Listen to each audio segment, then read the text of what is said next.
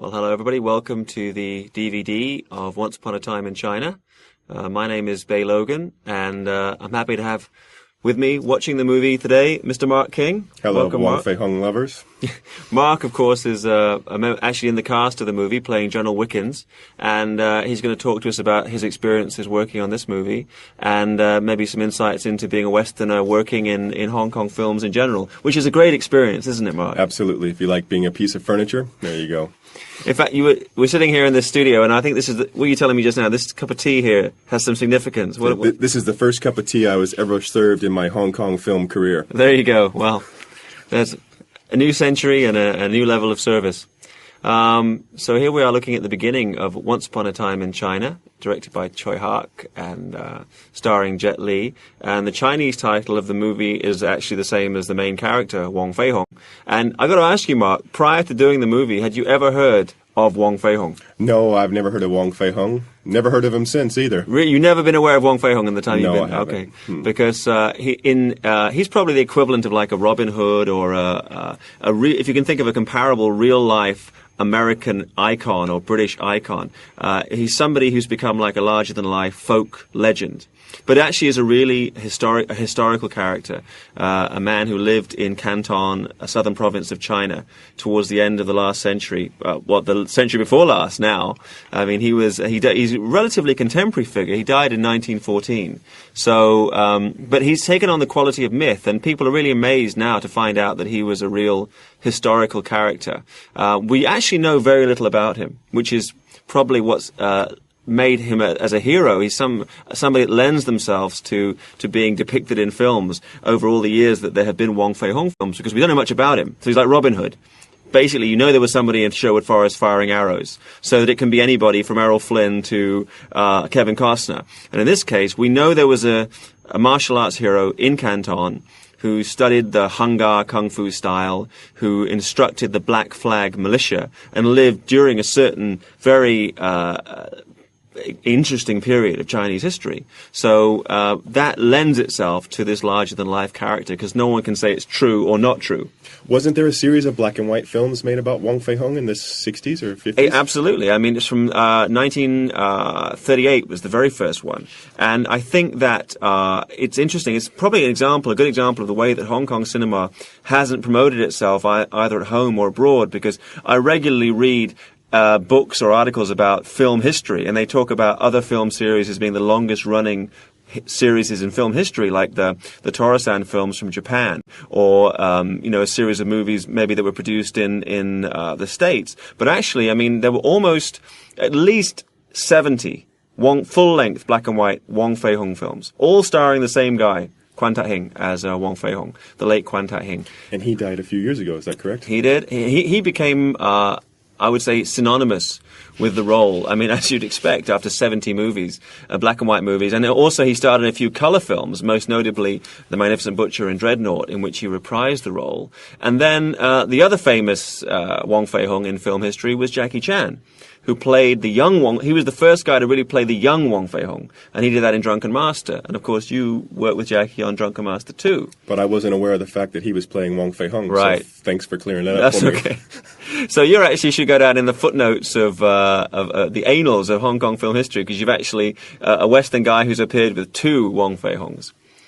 And that new interpretation, actually, of a young Wong Fei-hung happened in two movies. There was Drunken Master, which was quite a comedy film, and there was a film called Martial Club, which was produced at Shaw Brothers, which another old friend of yours, Lau Gar-fai, was playing the young Wong Fei-hung. And that movie is kind of a prototype of Once Upon a Time in China, because it's played relatively straight, and we see this young hero as an upright, noble character who's obviously going to grow up to become similar to the character in the black and white movies.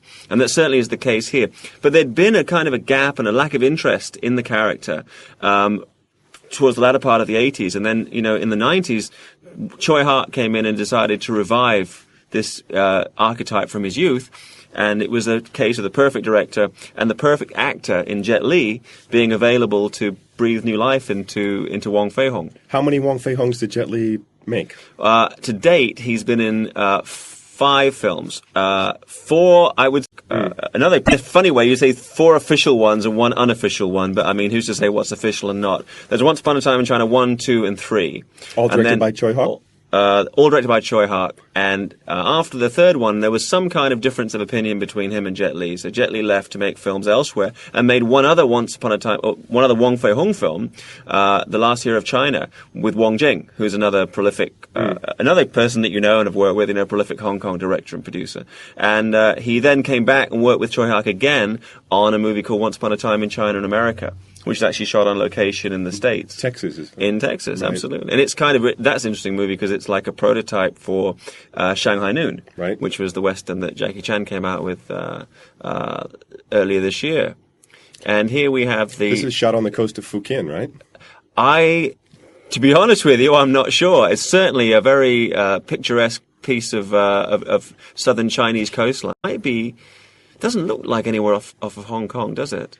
But just talk about the music for a minute. This the music that we're hearing here, the melody, is based on a Cantonese operatic theme, the translation of which is Under the General's Orders. And it existed before the Wong Fei-hung films. But the black and white series kind of appropriated it as the theme music. So it's now become the same as like the William Tell Overture has been appropriated by the Lone Ranger. Right. And, what Rimsky-Korsakov, Flight of the Bumblebee for the Green Hornet. This is the music. You hear this music, you think of Wong Fei-hung. Right. And this version of the music was specially composed and orchestrated by James Wong, who's a prominent local character, I think we can say. But he started his career as a musician. I remember in the early 90s, this song was everywhere in Hong Kong. It's a really interesting piece of music because, I mean, this is a very straight rendition and the lyrics are very patriotic, and it's basically about being strong and brave to keep the country safe. And it's being sung in this version, the Cantonese version, by George Lam, who's a very popular local singer. And the Mandarin version of the same song actually was sung by none other than Jackie Chan. Is that right? Yeah, so it's a song that lends itself to various interpretations. But you're absolutely right. I mean, there's been different versions of the song used in films, and outside of films there was actually a disco version I heard the other day, and there's rap versions, and people have sampled just that dun dun dun dun dun dun dun dun. That's just that riff, and all the Chinese people and all the Westerners like me who are kind of kung fu enthusiasts or know about the history of the Wong Fei-hung, or who are fans of the films, they hear that music, immediately they think of Wong Fei-hung. So there's different. It's interesting the way that the legend has kind of spread out from this one guy to incorporate so many elements, and we'll see some more of those as this film progresses, because it's interesting the way that Tsui Hark deconstructed the elements of the Wong Fei-hung legend. And the reason I think that Once Upon a Time in China is interesting, and I'm interested to talk to you about this, because if I'm the biggest fan in Hong Kong of local films, you must be the biggest unfan of local films. Absolutely, I'm a non-fan. What's your famous line about Hong Kong films? Give it up now. We want to hear it. Oh, I'll have to be edited, but... No, just give it out straight. Well, for people who think that Hong Kong films are films and Hong Kong directors are directors, they must believe that comic books are actually books. Now, if that isn't fighting talk... But you've never seen this film, have you? No, I have. Good, okay, so during the course of watching it, I hope I can point out some of the more artistic elements. Okay. But I'll tell you one thing that makes Once Upon a Time in China interesting to me is it's so many movies in the genre, people criticize them, and I would agree with it, saying there's no plot, there's no character, there's just an excuse for kung fu, for fighting from start to finish. And this movie actually is about something, and the kung fu or the martial arts scene is actually used as a metaphor for something more profound, an idea. And it's basically about changing times, the changing of nationality, the quest for an identity as being a Chinese person. Right. And at the time this was made, which was 91, 97 was yet to come, yes. And nobody really knew what was going to happen. Right. So this movie, which has its backdrop, the idea of the colonial powers, represented in the film by yourself, and the fact that these Chinese people are actually fighting among themselves, and also confronted with the fact that China has been divided up by the foreign powers.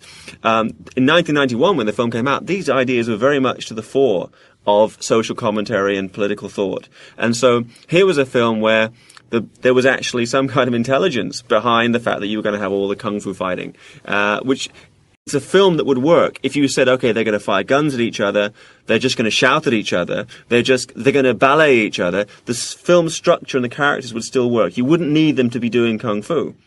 Whereas many other movies, if you take out the kung fu, I readily admit there's nothing left. You wouldn't want to watch the movie without the kung fu fighting. Well, I have to apologize for representing or characterizing any colonial power. If I would have known that that was going to be my part, I wouldn't have taken the job. Okay, well, that's just another blow that you owe to those guys in the Hong Kong film. Well, I mean, Guan Zilam, there yeah, she is. Yes, she's lovely. I mean, she was. Characters here, we have Wong Fei-hung, who is wonderfully portrayed by Jet Li as this young, noble, Southern Chinese martial arts master who runs an apothecary. He's a Chinese herbal doctor and also a martial arts master. The two professions went together. You could actually beat somebody up with one hand and heal them with the other. This is the very beginning of his career, is it not? Well, he had an interesting career prior to this. He had been a child prodigy, an expert in a champion in the Chinese national sport, which is wushu, which you know of. Right? It's kind of derived from traditional martial arts, but it's more of a performance martial art. As a kid, he actually performed on the lawn of the Nixon White House. Is that right? I tell you, if Nixon had not, I mean, apart from that minor matter with Watergate, Nixon, of course, was in terms of foreign affairs, was I think a great statesman, and this was, the way he conducted himself in other areas kind of overshadows this. But he was the guy who normalized relations with China. That's right. And one of the things he did was to say he wanted to bring Chinese culture and interesting Chinese culture into the States. So he brought over a wushu team, which demonstrated at the White House. And the young Jet Li, or Lei Lin-gi, or Li Lin-jie, right, was one of the team that performed. Was that 72 or 73? That was way back when Nixon was in power. You would remember better than I. I mean, I wasn't aware of this until years later when I found more about the biography of Jet Li. So then he continued to have a successful career as a martial arts champion.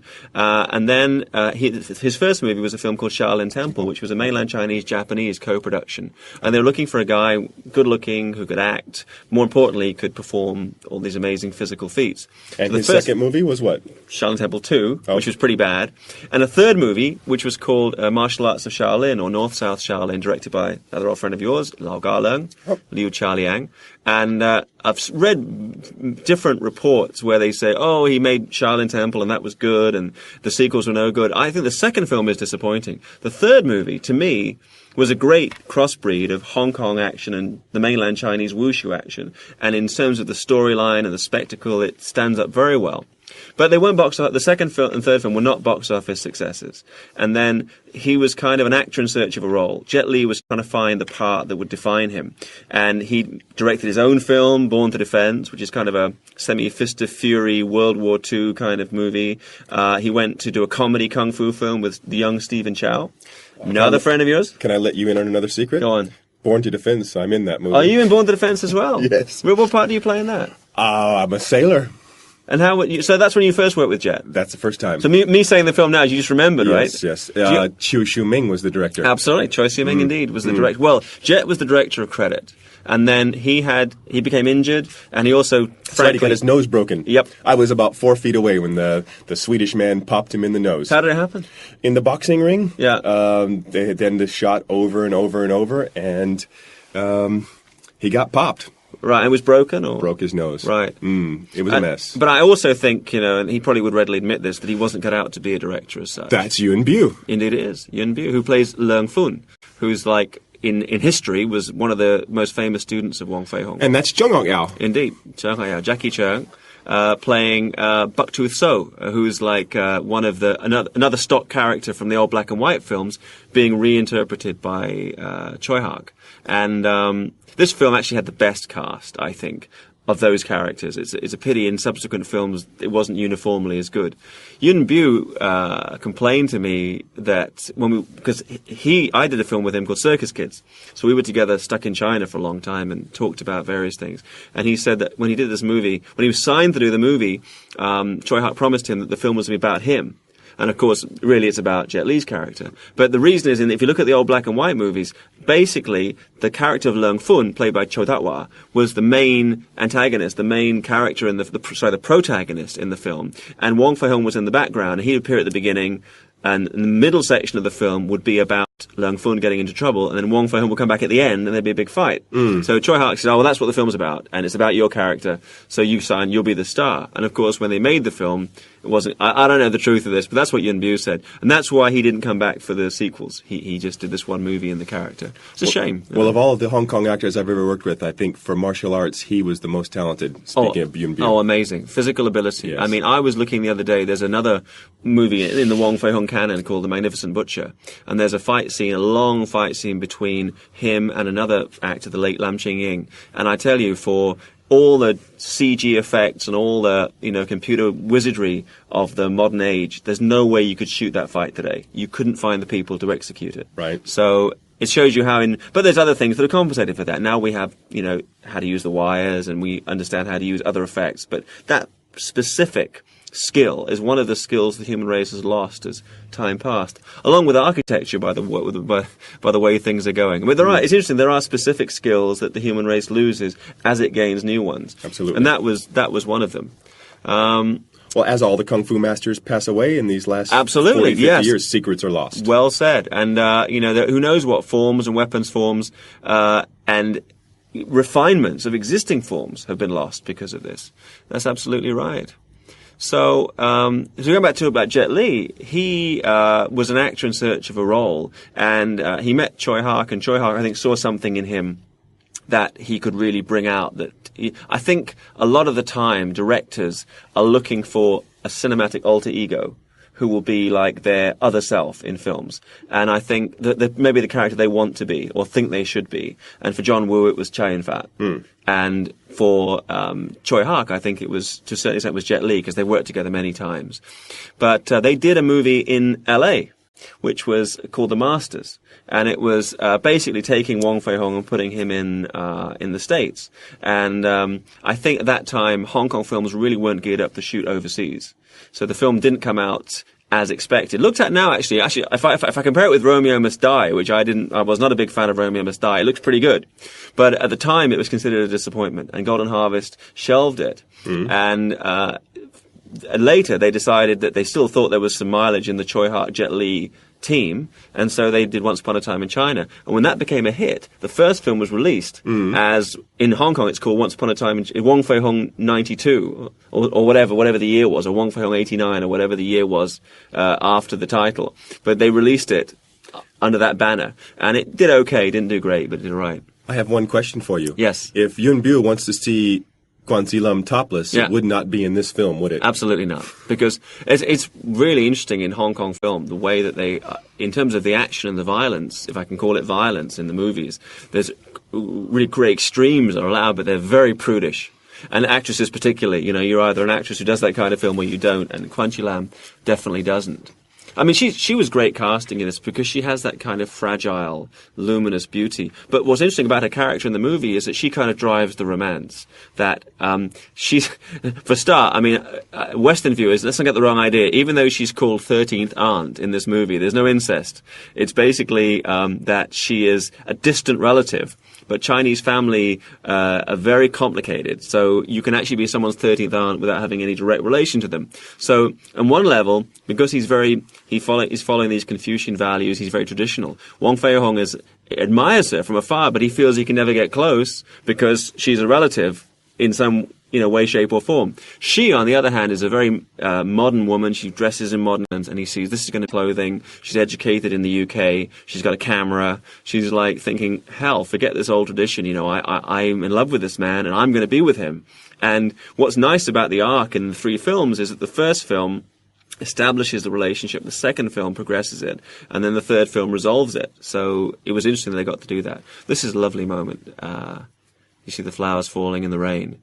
And Yuen Leung Fun turns and he sees this is going to be the antagonist, not the bad guy, but the antagonist in the film, played by this wonderful actor called Yam Sai-gun.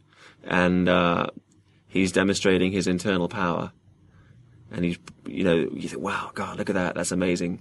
Kung Fu ability or Qigong ability. And then afterwards they're just throwing these coins down. They don't respect him. They're just, he's just another street performer. And Leung Fun has come to learn Kung Fu because he thinks it will make him great. You see the flowers in the rain. You tell me that is not artistic. The whole scene is not open. But you see the communication between them. He's ashamed. And then, he walks away. That's a great moment. You see, he's seeing the reality because he's come to Canton with dreams of becoming a martial arts master. And then he sees this guy with power that's beyond his, basically selling himself like a beggar in the street. There's a great line later in the movie. What's happened here is somebody tried to board the wrong boat and got shot. Mm-hmm. And Wong Fei-hung says, too many colours in too many flags. You hear the Wong Fei-hung theme again there as we see sign for Ho Chi Lam. Here's lunch. And here's one of the great characters of the Wong Fei-hung canon, Lam Sai-wing, Liu Qi-rong, Butcher Wing, magnificently played by Sammo Hung in the film The Magnificent Butcher, the Chinese title of which is Lam Sai-wing, and played here by Kent Cheng, who's a wonderful character actor. He's my second favourite, Lam Sai-wing. And of course, we know a lot about Lam Sai-wing because he was a student of Wong Fei-hung who came to live in Hong Kong and set up a school near to where is now Hollywood Road. Mm-hmm. And he taught... he, in a way, I think we can say is one of the great-grandfathers of Hong Kong action film, because so many of that generation of the next generations down of his students got involved with the industry, including Lau Ga-leung and his brother Lau Ga-wing. Mm. Lau Ga-wing was one of the action directors on this film. We'll talk some more about him in a moment. But all these people came down from learning from Lam Sai-wing, who was the guy that brought Hung Gar, who brought that southern Chinese style and made Wong Fei-hung famous in Hong Kong. And in the black and white films, he was still alive when the very first of the black and white films were being made. The father of Lau Ga-leung, Lau Chan, played Lam Sai-wing in the film, so he played like his own master. Well, there's symmetry there. Yeah, it becomes a very small circle when you start analysing who came from where. And it all focuses around Chinese opera, which is where you get Yuen Mo-ping and Jackie Chan and Yuen Biao, and the real kung fu, primarily from the Southern Fist, from Hung Gar, from Lam Sai-wing, and then a mix of the two in the middle. And then you get the black and white Wong Fei-hung films, and from the Wong Fei-hung films, everything else descends. Lau Ga-leung doing the Shaw Brothers movies, Yuen Mo-ping, who did Drunken Master, and The Matrix. Right. So you've got this kind of unbroken line. And thousands of Westerners that are loving these films. You know what I think? People sometimes say to me, isn't it mad, all these crazy Westerners getting into this? And I'm thinking, there's so many things crazy Westerners get into that are so harmful. If they get crazy on Kung Fu and Chinese culture and Kung Fu movies and Wong Fei-hung, better it's that, yes. Maybe they should still keep a little of that energy for developing themselves, as well as just sitting there in the dark watching 15 films a day or whatever. Well, we've seen some success stories and we've seen some failures. We have indeed. It's really interesting. When the film came out, there were two criticisms made of Jet Li's casting, primarily by Kung Fu practitioners. One was he was so young. But what strikes me is the fact that he really inhabits the role so masterfully that it doesn't matter he's young, that people respect him as a Sifu. People respect him as a Sifu because of the way he bears himself, not because of how old he is in the film. So that was one criticism, and I just think the way he plays it in the movie, the age doesn't matter. Right. Now we're coming up to your first scene. What do you remember about this location? I don't remember anything. You remember nothing. You're about to appear. You're about to come out.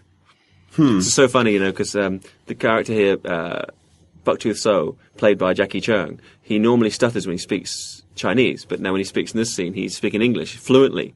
And so his colleague is stuttering in amazement in a moment when he sees him speaking fluently in English. And you're sitting over there to the right somewhere. Here we go. We're coming in. I think it's the scene when they're sitting down having their soup or what have you. We see kind of the colonial China, this strange place where Chinese feel foreign in their own country. And they can't read the menu. They don't know what to order.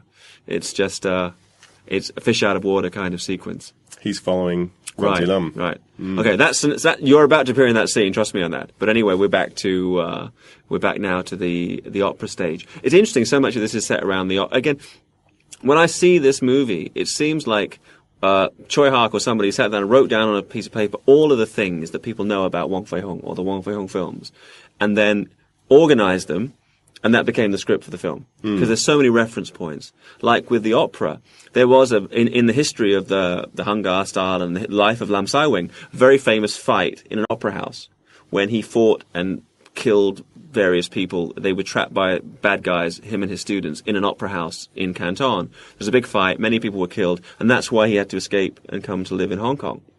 So the fact that so much of the action here happens around an opera house is kind of, I think, a reference point to that. And also, I think, symbolism, masks. People are not quite what they seem. See Anthony there? Yes. Anthony Carpio, one of the bad guys on the right there. And one of the best stuntmen that ever came out of Hong Kong He's film. fantastic. And he's like, that's him March. He just moved behind the guy on the right. Mm. And another guy to look out for is another friend of ours, Hung Yan, who is doubling for Jet. And he shifts back and forward. Sometimes you see him, he's a bad guy, and sometimes he's a member of the Bo Chi Lam, he's a student of Wong Fei-hung. He's just in scenes at random, I guess because he was always there, because if he wasn't doubling for Jet, he was hanging out to help with the choreography. And he's had a good career in Los Angeles now, is that correct? And now, as we speak, he's directing, or action directing at least, D'Artagnan, a Three Musketeers style movie. They're shooting that in Belgium. So I think he'll do well. I mean, he's got a great character and he learnt good English now. But this was the movie that really made people sit up and take notice. I mean, don't want to give too many secrets away, but I mean, Jet does not due to injuries, could not do all of his own action on this film. So a lot of it is Hung Yan, who was amazing. And of course, in the second film, he gets to play a very powerful part as a bad guy. In the third film, he comes back as one of the good guys. Becomes one of like Wong Fei-hung's followers. Didn't Jet Li hurt his back in the early days of filming this film? He hurt. There's several injuries. I think it's later in the movie we actually see the shot where he hurt himself. His back or his ankle? I don't recall. I think it was his ankle, but he'd hurt his back previously, and that's been a recurring injury. So here we see Yin Bu showing off a little bit of his physical prowess before he has to run for his life against these superior numbers. I think this is Saigon. That's Saigon, Hong right. Kong. And then we're back here on the Shaw Brothers lot. This is actually Shaw Brothers, the main street sets at Shaw Brothers. So they're running a long way. That's Saigon. And then we come into Shaw Brothers, which is, of course, where all these great kung fu films were shot, including some of the earlier the colour Wong Fei-hung films, like Martial Club was shot there. And beautiful shot. Nice, isn't it? And there's really nice detail. I look at this, it's like an oil painting. Most Hong Kong films are like, very weak watercolours because they just focused on the foreground action of two people fighting against a rather bland background. But here there's so much detail. It really is care and attention. And the camera work by a terrific cameraman, Arthur Wong, who shot Gen X Cops for Media Asia, also worked with Jet Li on The Hitman, Purple Storm, which was, magnificent. Well, back to my early days film. Was Fei-hung Gaiwa, wasn't it? Oh, yeah, absolutely. Operation Condor. That's right. No, Arthur's a terrific camera. There, on the right there, scowling, is Hung Yan. See him? He is one of the Shaho gang. And then later you see him and he's one of Wong Fei-hung's students. And then later he's there at random. So it's the different styles of the action, because in the early part of the film, the choreography was done by Lau Gawing, Lau Gawing, whose Mandarin name is Liu Chia-yung. Sorry, lost it for a moment there. Liu Chia-yung, the brother of Lau Ga-liang, Liu Chia-liang. And in this sequence, it's choreographed by him. And as the film progressed, Tsui Hark became increasingly dissatisfied with the style of the action. He wanted it to be really extravagant. Now, for myself, I prefer the more grounded, realistic action taken to a slight degree. But what Tsui Hark was looking for was really to take the idea, if you could do kung fu, you could fly, that you had extraordinary ability.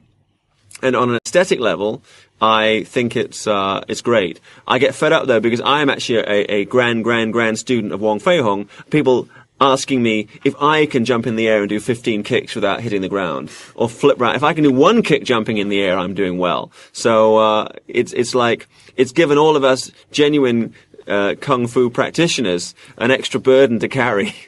So, well, you can jump in the air and do 15 kicks without hitting the ground if you jump out of a third floor window. Or stick a wire on myself, yeah. One or the other, absolutely right. But I'll hold off on the first one until things get really bad here. Or until they pay you a lot more. Yeah, that's what I hear. So you get this kind of running battle that really shows off this very intricate street set to good effect.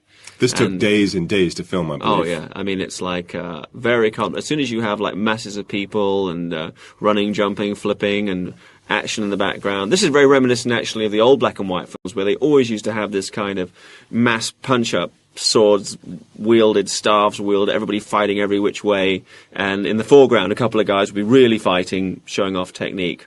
And this is very reminiscent of that.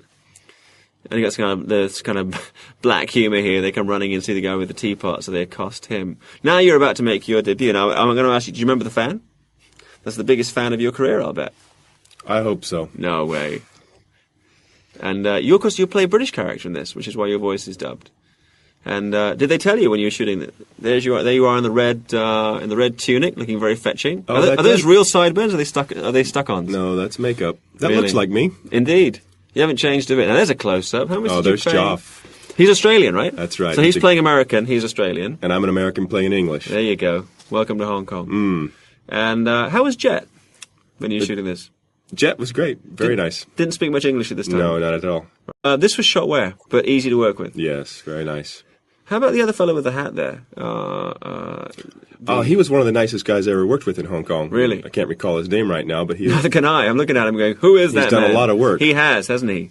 Isn't he the guy, Jude Poyer, one of the Western stuntmen who works here? He's related. He claims to be related to him in some way. I don't know. I can't remember the guy's name now. He's done a bunch of movies. I think that's the guy. So this was shot where? I don't recall. I think it's a studio set, so probably it would have been at... If I said Shaw Brothers, would it be Shaw Brothers? No, it wasn't Shaw Brothers. I think it was in a warehouse somewhere that they built. That they'd specially built for this. Yes. Right. Very intricate set. I mean, look at all that detail there. So what can you tell me about Joff? Joff's a great guy. He's back in Australia now. He was one of the best Western actors that came through Hong Kong. He wasn't a martial arts guy, though, was No, he? not at all. Okay. He was a windsurfer. Yeah, really? Oh. He's in Mr. Nice Guy with Jackie. When they went over there, they kind of... That's right. Jackie liked Joff a lot. That's your line. What was all this for? It didn't sound like me. Not a bit. No. Well, of course, it's like, I guess... Can you do a British accent? Absolutely not. They probably wouldn't. And I'm proud of that fact. They probably would have asked you to do it anyway. So, any recollections of this when they were slamming and banging? I think I was sleeping outside when they were doing this. Oh, okay. It was cold. I remember it was wintertime and it was cold when we were filming this. Right. They certainly stayed warm jumping around. This sequence is interesting to me because you get to see some of the kind of the grounded kung fu style of Wong Fei-hung. Because, I mean, he basically...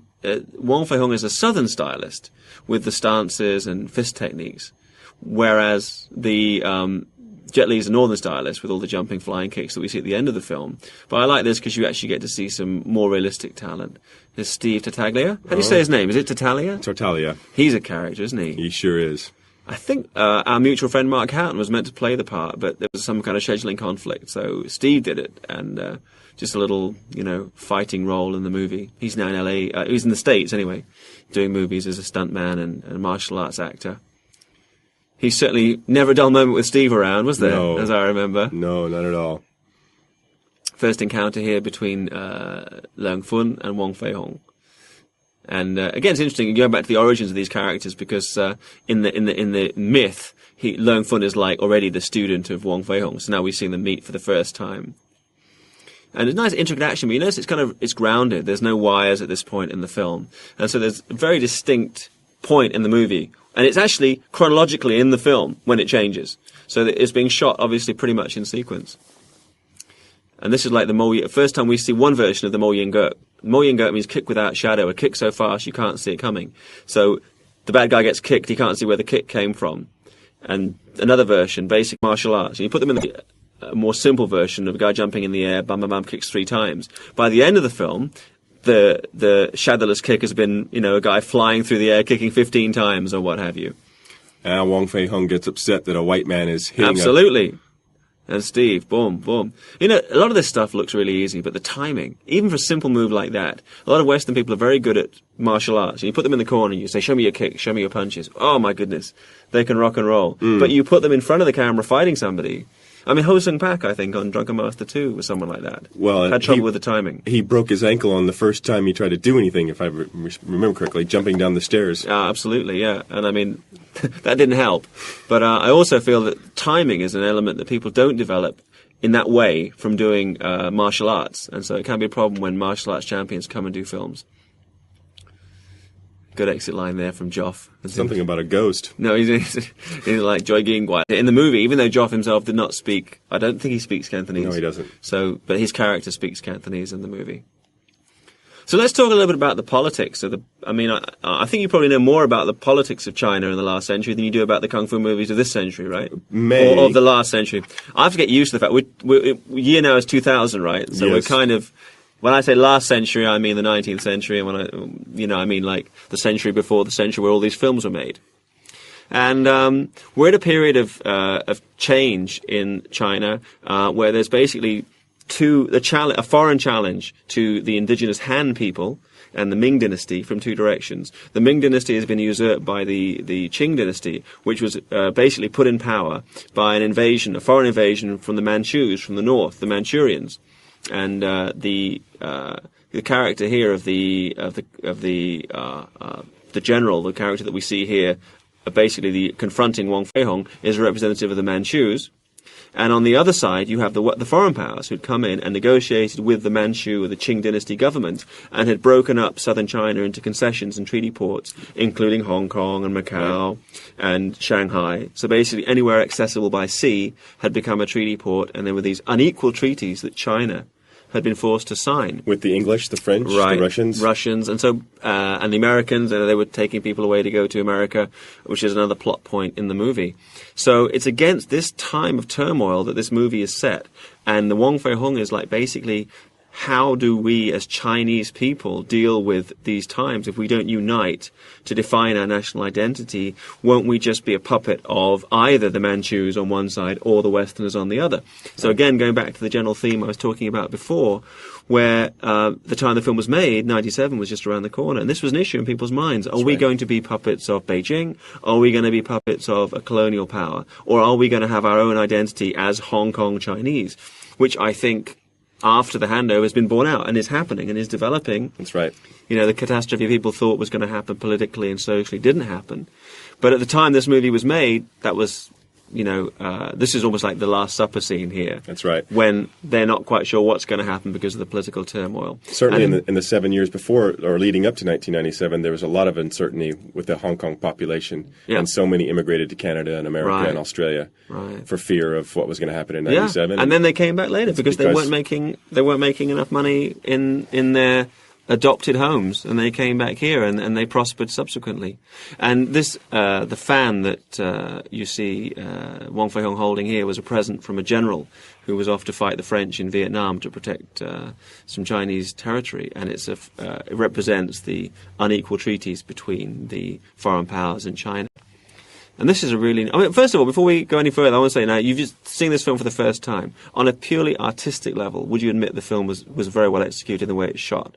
Better than I expected. Right. So ask me if I consider that a major breakthrough. Yes. So I'm very pleased about that.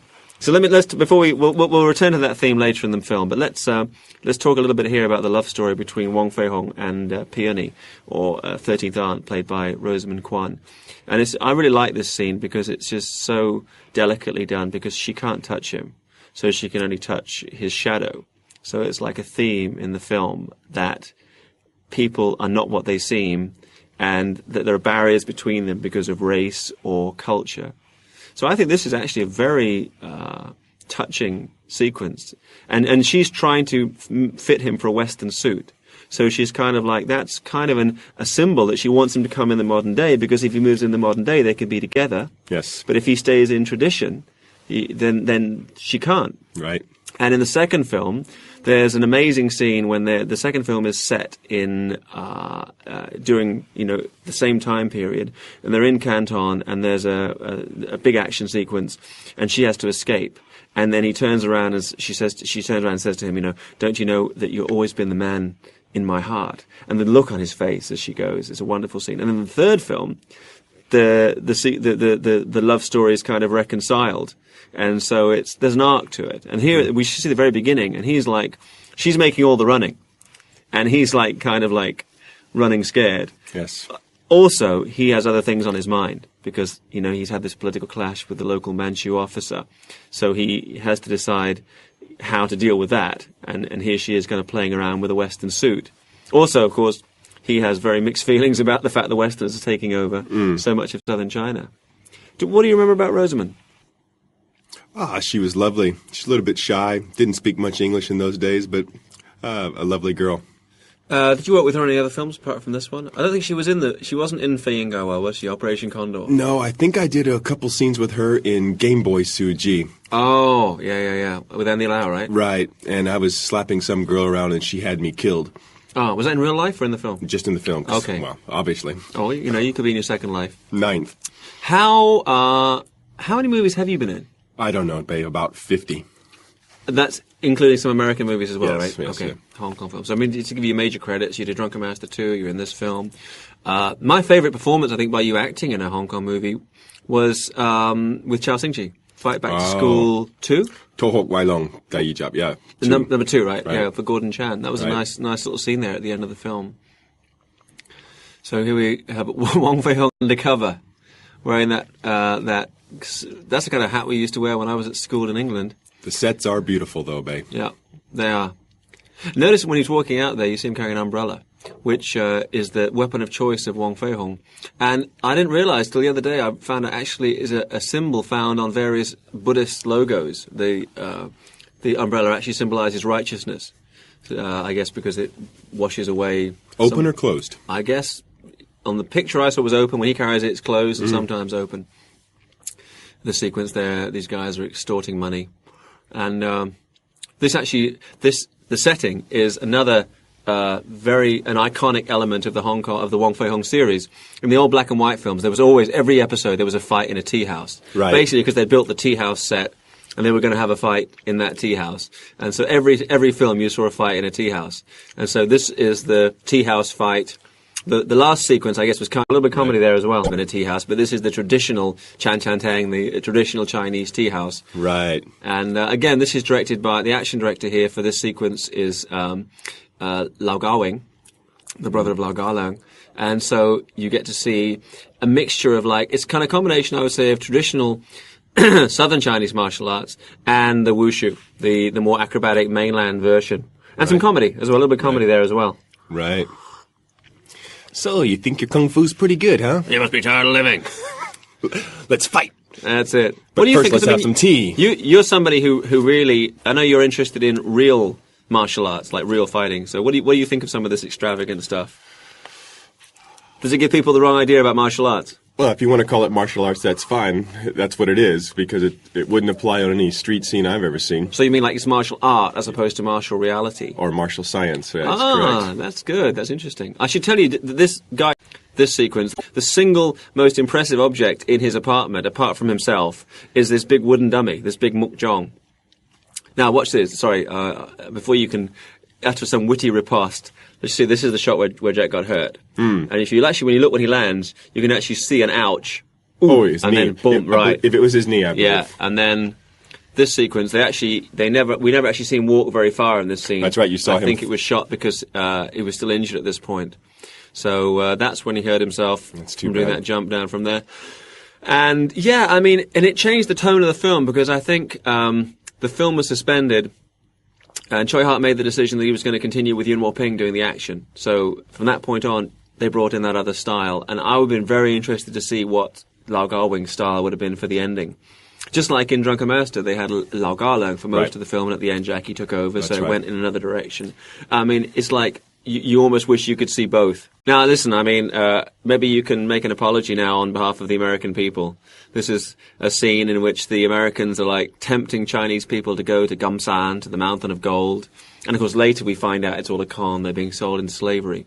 Now, did this actually happen? I don't know, but there's a lot of very happy Toy-san people living in California for the third generation now. Oh, okay. Well, it's good. So there's two sides to every coin. And that's Joff there with the glasses sitting there as the man with the plan. And Jet Li really, Wong Fei-hung as a character now, coming to terms with these changing times. And this, some veteran, some old guy, who is he? Any ideas? I've been trying to find out. I thought it might be, there's a famous guy who dubs movies called Rick Thomas. I don't recall. But one interesting thing is that they're trying to get people to go to America, Chinese people to go to America, and where did Lei Ling-geet wind up? In America. In Hollywood. Indeed. Well, this was, like a century or so ago, so, I mean, I guess some things have changed. Hopefully. One can but hope. That's the Shaw Brothers Street set. That archway is probably the most famous if you look back even the old colour Shaw Brothers movies from the 70s, that archway is still visible. He's very familiar, that guy. Apologies to you listeners who are going, why the hell didn't Logan do his research? I just couldn't find out who that gentleman was. So, when you're working on this movie, how do they find you to be in a film? I mean, because you actually have a proper job. You actually have always worked. I know you've always done different things. And right now you're producing documentaries and you're about to do a big photo exhibition in Japan. Right. So how did you get sidetracked into doing this kind of movie? Well, I started doing movies with Leyland Geet in China on that first one, Born to Defense, right. And then came back to Hong Kong and got asked to do them. I always said no, and for some reason, I always did them. Well, you have a good. I mean, as people can see you in the film, and today, I mean, you still have that look where you look like you could give. Particularly, I think for the fact that traditionally Westerners have been cast as bad guys, you had to have a physically imposing look, and you're pretty easygoing, easy to work with. So I think that's one of the reasons. Unlike some people who have been around, we'll mention no names for the record, but there are a few. So that was your very first film, Born to Defense. That's right.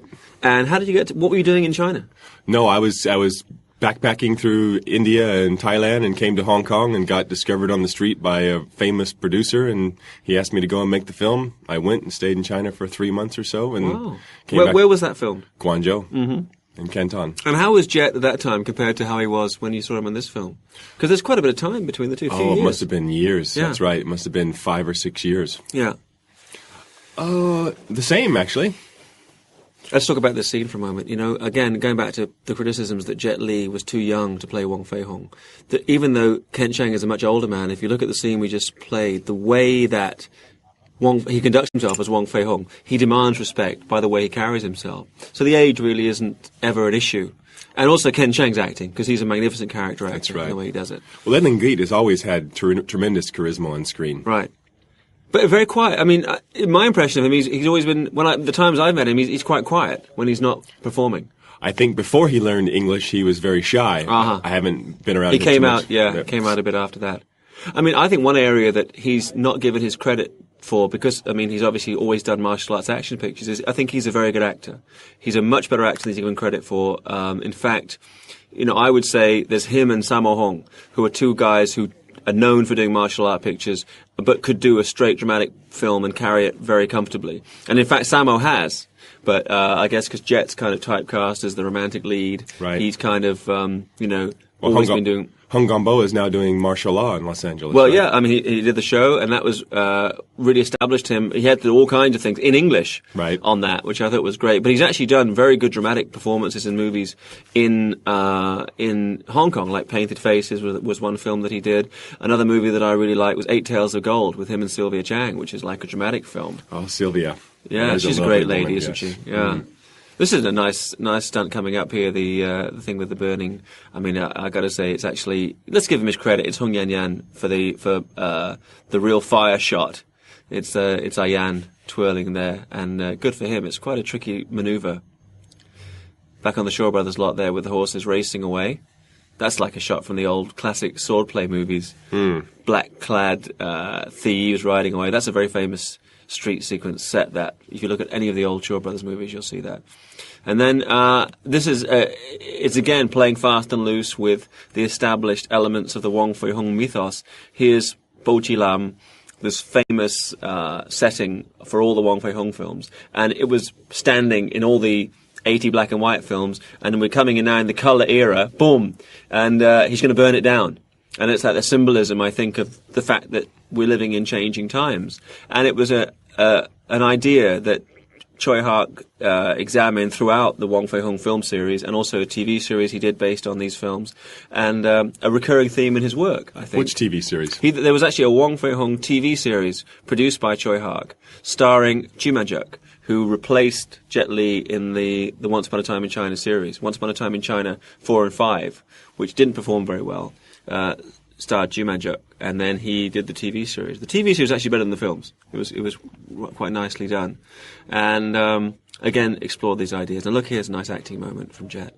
I think he's very good in close-up, and he's a very good screen actor, by which I mean he can convey a lot just with the eyes, without any big gestures. I mean, it's very, very powerful. And the more I've seen this film, people have said to me, oh yeah, well he was doubled for this or that because of the injuries. That's fine. But you know what the thing is, what sells the film, what made him a star, is the luminescence of his presence. When they cut from, let's say he was doubled for a specific move because he was injured, then you come into him. If it was just a regular-looking guy or just some other kung fu guy, it wouldn't work. But because he has that presence, and that's a strong exchange when he's basically saying he's angry and he kind of like verbally pushes her away, and because of the difference between them, that she's from the West, she's from the modern age, and he's trying to hold on to these values that are being challenged from all sides. So that's to me what makes the love story interesting, as opposed to the conventional kung fu love story, which is basically girl sees guy beats up 5 other people, girl says, yeah, kung fu is good, and they live happily ever after. I'll take your word for it, because I've never seen any of those movies. You're not a big kung fu movie fan, but you do the voice pretty good for someone who's never sat through any. I just copied Joff and Steve. Oh, those guys. So did they do it on the set? Yes. Here? Yes. Did anybody get it? The Chinese people wouldn't get it, would they? Because they never see the dubbed films, right? Well, you know that we're considered furniture when we're on a film set, so sad but true. They don't pay any attention to us. No, I have to say, on Media Asia Films, we've just finished our Gen Y Cops, and I was on the set every day, and I try to strike a new blow and actually make sure that Westerners were treated decently on the film. I hope when we work with you on a movie that everybody asks me why you're not in this one, in Gen Y, so maybe we'll get you back. You know why properly. I'm not. I know, but I hope we'll treat you better on the next one. You'll come back. I mean, you can treat me bad if you. You're probably the only guy, because you've acted in American movies too. Let's see, what were you in? You're in Night Watch with Pierce Brosnan, right? And what else did you do? Dragon, the Bruce Lee story, fighting Jason Scott Lee at the beginning, one of the sailors, right? Right. The beginning of that film. And what were the movies you had some dialogue in? Around the World in 80 Days? Yes, with Pierce Brosnan again. Right. And Cracker, with Robbie Coltrane. Of course, yeah. Was you also the action director for that, right? Yes. What was the episode called that you did? We can't remember. From Hong Kong Check it out. Love. From Hong Kong with Love. He does remember. From Hong Kong with Love. And there's a Chinese-speaking Westerner, or rather a dubbed, because they're not shooting sync sound, which is, of course, one of your main bones of contention with the film, why it's not a masterpiece. That's right. Because it wasn't sync sound. No. But they couldn't do sync sound. No, because there's somebody drilling and hammering and 10 feet away from the camera. But that's kind of like a chicken and the egg. Because there's no sound, they're drilling and hammering. Yes. But the reason there's no sound is because everybody spoke a different dialect. I mean, obviously, this film's primarily for Hong Kong movie release. Wong Fei-hung is a Cantonese person, so he has to speak Cantonese, and Jet at this time did not speak Cantonese. Now there's a flag. There's a flag to very well, to live and die under. And these guys are probably British. Yes, they were. They chop and change. So you see the gangsters trying to forge some kind of alliance with the evil Americans against Wong Fei-hung. I have to say, in most of these films, and in fact most of Tsui Hark's movies, Westerners and Americans don't come off very well. Those guys kind of look like Confederate. Who were the guys in the blue? The Confederates? Yes, they were. Were they Confederates? Well, what was the other side? Confederates versus the... Don't ask me. Oh, I'm sorry, guys. Chinese history is my thing. I mean, American Civil War, I'm stuck. It was a Confederacy versus the Union. Come on, Mark. Where were you in History 101? But anyway, did they look convincing to you? I wasn't paying attention. You were not watching? What were you looking at over there? Come on, let's watch this movie. Okay, there's Joff. And Steve in the background. Joff looks... he's great. Yes. What was he doing? Just acting when he was in Hong Kong? Yes. That's how he made a living? That's how he made a living. Can you make a living just doing that? In those days, you could. There was film. We were turning down work. There was so much work. Somebody should do a movie about all of you guys in the 80s. I mean, it would be like the Full Monty. Because there were so many interesting characters and so many stories to tell. Not that we can tell them on this DVD. No. And not get sued from all quarters. But there's certainly some interesting tales to tell and so many different characters. And these people coming from different backgrounds. I mean, let's talk a bit about your background. What were you doing before you came to Asia? You're from a military family, right? We have military family, but trained in child psychology, which is why I got along with actors so well. That's pretty good. Probably why you're doing well with me on this DVD. See, listen, some money went into this. This nice set, the boat, and everything looks realistic. And it's artistic. Yeah, I look at the film and I really... I feel that, I'm hard-pressed to think of the last time a period Hong Kong-produced movie had this area of production, from the script to the performances to the action, the cinematography, the music. They really, even the subsequent films after, like, number 3, in this series, the Once Upon a Time in China series, they go downhill. It's a shame. And then, because you've got Crouching Tiger, Hidden Dragon, which is an American-produced film, which does have all those elements. Arguably, I would say... That's Michelle Yeoh, yes. Indeed, Michelle Yeoh, giant fan. Arguably, that's probably... If I was putting my top 10 list together, this would be on there, and Crouching Tiger certainly would be on there. Did you see that movie? No, I didn't. Have you no interest in seeing that film? No, I have not. Oh, okay. Never mind. Have you ever seen a Hong Kong film start to finish? This is the only one. Wow. I feel honoured that we're sitting... What do you think of it so far? It's pretty good. Oh, good. Oh, that's great. Well, I mean, this is good because, I mean, I'm sure most of the people listening to this commentary are already diehard Hong Kong film fans and Impact subscribers and all of the above, and read my book, Hong Kong Action Cinema, and any other plugs I can say? Probably going to watch Gen Y Cops when it comes out. But Saigon being if you like it, it must be a good movie because those guys are going to like it anyway. Actually, I don't like it. I'm only doing this so you owe me a big favor later. That's for sure. And now we're coming out to another sequence for you. Here we are at this wonderful opera set, which we decided probably is off the shore of Saigon, right? That's right. Saigon being a relatively remote part of the Hong Kong, the peninsula of Hong Kong, the land. Kowloon Peninsula. Kowloon Peninsula of Hong Kong, that's right. And as I mentioned earlier, the opera, interesting element. In the old black and white movies, they would often stop the film to have a black and white opera performance. Guys performing in the opera in the film as like an extra added attraction. Like today you might have an MTV. They would be like, here's some opera. So the opera has always been an element. And Quan Ta-hing, who played Wong Fei-hung in the old black and whites, was actually primarily an opera performer in the overseas market is. Here's a really nice shot. The opera sign, the opera in the background. And we're about second meeting between Iron Robe, the Kung Fu master, the other Kung Fu master we saw breaking spears earlier, and Yuen Bu's character, Leung Fun.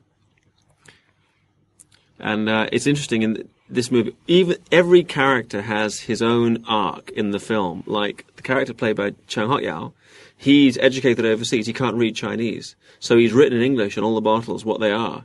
And then these have gone in the fire. Right. So now he's useless, he can't help anymore. So he despairs in the end. He wants to leave Bo Chi Lam and go back to the States, but he doesn't. But everybody has their moment, which is another sign, I think, of a great movie, because a lot of the times Hong Kong films, basically you've got a character in the forefront who's our hero, and everybody else is just a stock supporting player, and you get the bad guy, right, who may or may not be interesting, but at least physically he's a foil for the lead. But here everybody actually has a moment, and there's a little bit of depth to the characters, and it's a very good... This film, actually, what's interesting about this movie as we speak? It just shows you how far behind the rest of the world's been. It's just about to come out in the States on DVD. You're kidding. No, I'm serious. Just about to come out in the States on DVD. And I think it'll do well. I mean, it's got... if you're looking at the fact that Hong Kong films have become so popular now, and that style is so in with The Matrix, whatever, I think it's going to do great. And of course, it's coming out in the UK as well. So, I mean, it's definitely going to do great guns. This sequence is when this character, this poor guy who survived, he survived the slave boat, basically. All that thing about, again, the Gold Mountain, they're taking people. And again, did this really happen? And I'm looking to you as an American. I have no idea. Mea culpa on this one. Okay. And then, as you see these shots, he's telling the story about this awful trip. Having said that, I mean, I'm British, and we did the same. We deported people to Australia, and I think every culture in the world has some black page in its history that it'd rather not see on screen. And this certainly is. This movie is really a mea culpa for the Western powers and the way that they dealt with China during the turn of the last century.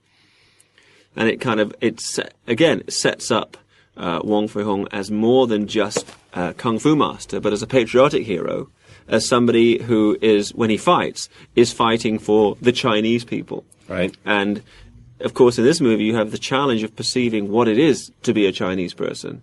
I mean, because there are Chinese people who obviously have become very westernized. There are Chinese people who are very pro the ruling power in government. Right. And that's true now in Hong Kong. So I think that the issues and the themes that it explores are still relevant in terms of Chineseness. And I mean, I guess you and I are looking at it in a kind of an abstract way because we're both Westerners living here. But I think you would agree with me, having lived here. How many years have you been here now? 15. You meet all kinds of Chinese people. That's right. And if you put them in a room, you might have more in common with them than other Chinese people would.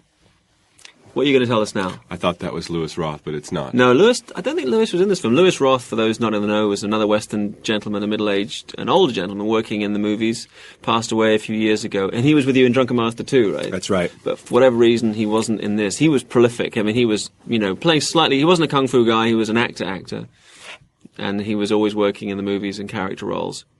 And this is where we introduce Yuen Woo-ping as the action director. And it's a kind of... You can tell right off it's Yuen Woo-ping because one of the combatants in the sequence is actually Yuen Woo-ping's brother, Yung Chen-yan, who was just the choreographer on Charlie's Angels, which, as we speak, is about to come out this Christmas. And he's got his big break in Hollywood doing that. But here he is in an acting role. And Yuen Bu remembering the first time he saw the Yam Sai-gun character yet. But it's Iron Robe. And now we're going to see this guy in action in this kind of really standout sequence, which will show off a new style of action. And it's interesting because we're not really getting into the crazy wires yet, but it's still more extravagant than what Lau Gar-wing was doing earlier in the film. And it's a classic, archetype, the showdown between two kung fu masters dueling it out. And this is a fantastic one. And again, wonderfully shot by Arthur Wong. And edited as well. The editing is fantastic, the way that they put the stuff together. And the physicality of the performers. I mean, it's a really unique, to me, Hong Kong movies, to use my analogy, Hong Kong movies are, martial art movies are to Hong Kong what jazz music is to America, which is an indigenous art form, but one that was extrapolated from an existing form that was there before, and this, which was the kung fu film. I suppose it was the fact that people played the trumpet, they played the piano.